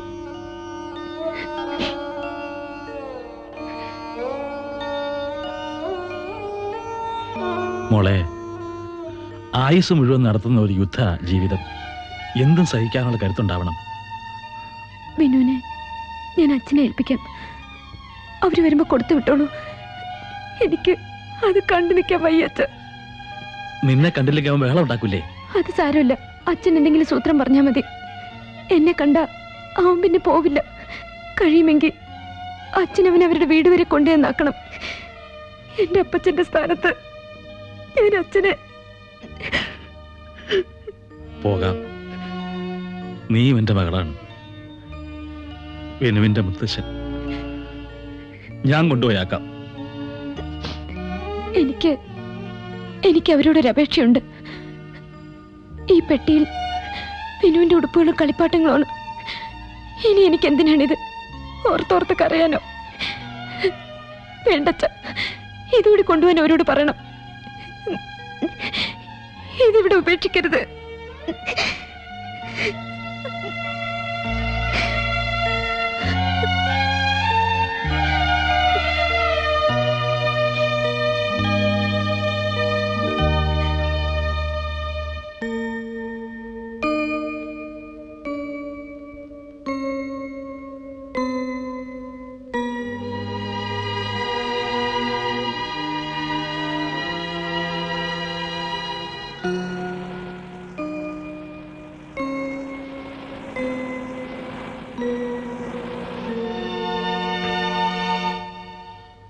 മോളെ,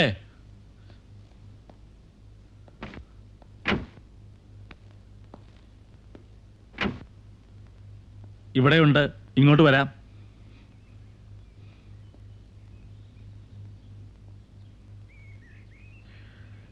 വിനുവിനെ കൊണ്ടുവന്നാക്കാൻ വിമല എന്നെ ചുമതലപ്പെടുത്തിയിരിക്കുകയാണ്. പുറപ്പെടാം. ഈ പെട്ടി നിറച്ച് വിനുവിന്റെ സാധനങ്ങളാണ്, അതും കൊണ്ടുപോകണം. മോൻ വല്യമ്മച്ചെ മറന്നോ? എൻ്റെ മോന് വല്യമ്മച്ചിയുടെ പിറന്നാൾ സമ്മാനം. ഞങ്ങൾ വന്നത് ഇതിനാ. കുഞ്ഞ് അവിടെ കൂടെ നിൽക്കട്ടെ. ആരൊക്കെ നോക്കിയാലും പെറ്റ അമ്മയുടെ കൂടെ നിൽക്കുന്ന പോലെ അത്ര ഒന്നും നോക്കൂല.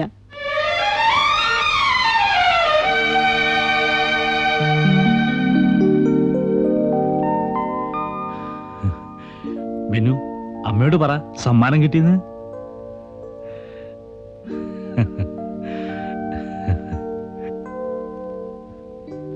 ഞങ്ങളുടെ വാശിക്കിടയിൽ പാവം കുട്ടി ഒരു കരുവാക്കരുതെന്ന് എനിക്കറിയാം. അവൻ അമ്മയുടെ കൂടെ വളർന്നോട്ടെ. പക്ഷേ നിയമം എൻ്റെ വശത്താണ്. എൻ്റെ ഔദാര്യം കൊണ്ടാണ് മോൻ ഇവിടെ നിൽക്കുന്നതെന്ന് അവളൊന്ന് മനസ്സിലാക്കിയാൽ മതി. പോട്ടെ കുഞ്ഞേ, കാര്യങ്ങൾ ഇവിടെ വരെ ആയില്ലേ. ഇനിയൊക്കെ സാവധാനം ശരിയായിക്കോളും. കുട്ടിയെ പിരിഞ്ഞ് ഒരു ദിവസം ഇരിക്കില്ല അവള്. നന്നായി. പാവം ഒറ്റയ്ക്കിരുന്ന് കരയാനുണ്ടാവും.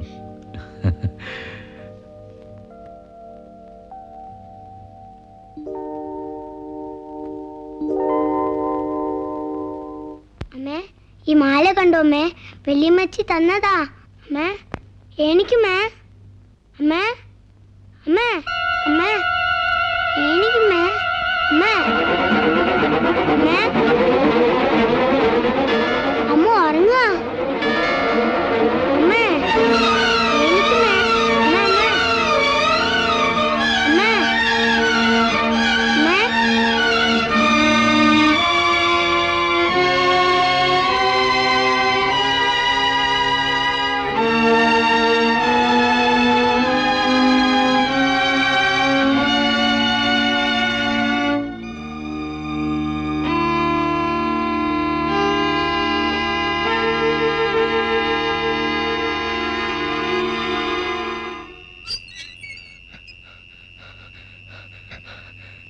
ഇവിടെ വന്നോ?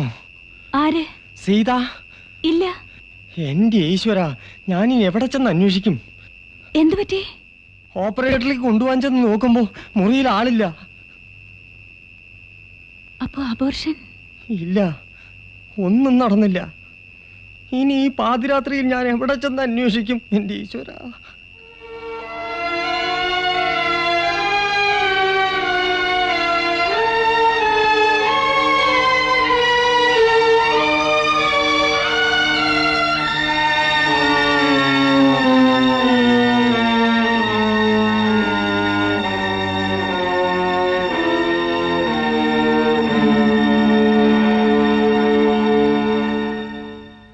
അവൾ രക്ഷപ്പെട്ടു. ഞങ്ങൾ അന്വേഷിക്കാത്ത ഇടമില്ല.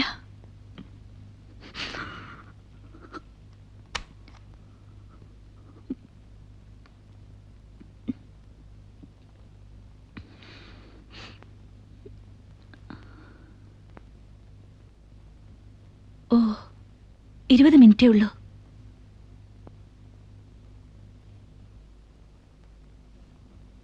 ടീച്ചർ, ഞാൻ സമയം കളഞ്ഞു. ഓ, സാരമില്ല.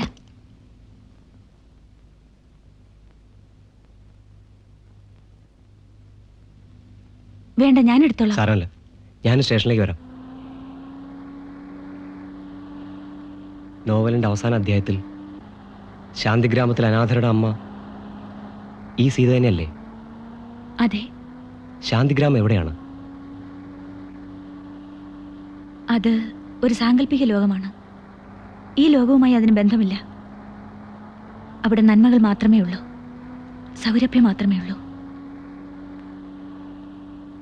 യാത്രക്കാരുടെ ശ്രദ്ധയ്ക്ക്, തിരുവനന്തപുരത്ത് നിന്നും കണ്ണൂരിലേക്ക് പോകുന്ന 48 നമ്പർ കണ്ണൂർ എക്സ്പ്രസ് ഏതാനും നിമിഷങ്ങൾക്കുള്ളിൽ 1 നമ്പർ പ്ലാറ്റ്ഫോമിൽ നിന്നും പുറപ്പെടുന്നതാണ്. Passengers, your attention please. Train number 48 Trivandrum Kannur express will leave from platform number 1 shortly.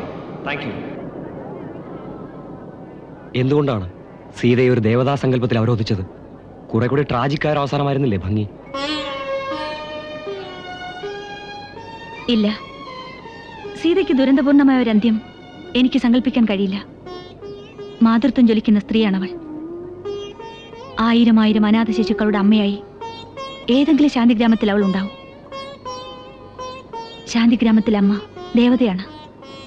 അവൾ തൊട്ടാൽ ഏത് വേദനയും മാറും, ഏത് കരയുന്ന കുഞ്ഞും ചിരിക്കും. അതെ, അവൾ ദേവത തന്നെയാണ്.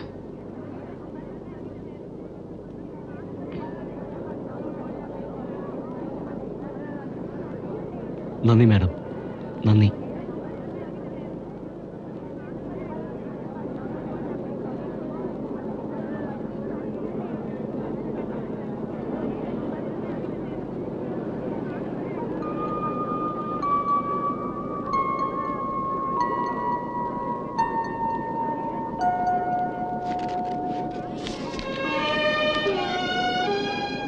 സീതേ എന്ന് വിളിക്കാനാണ് ചുണ്ടുകൾ വിടർത്തിയത്.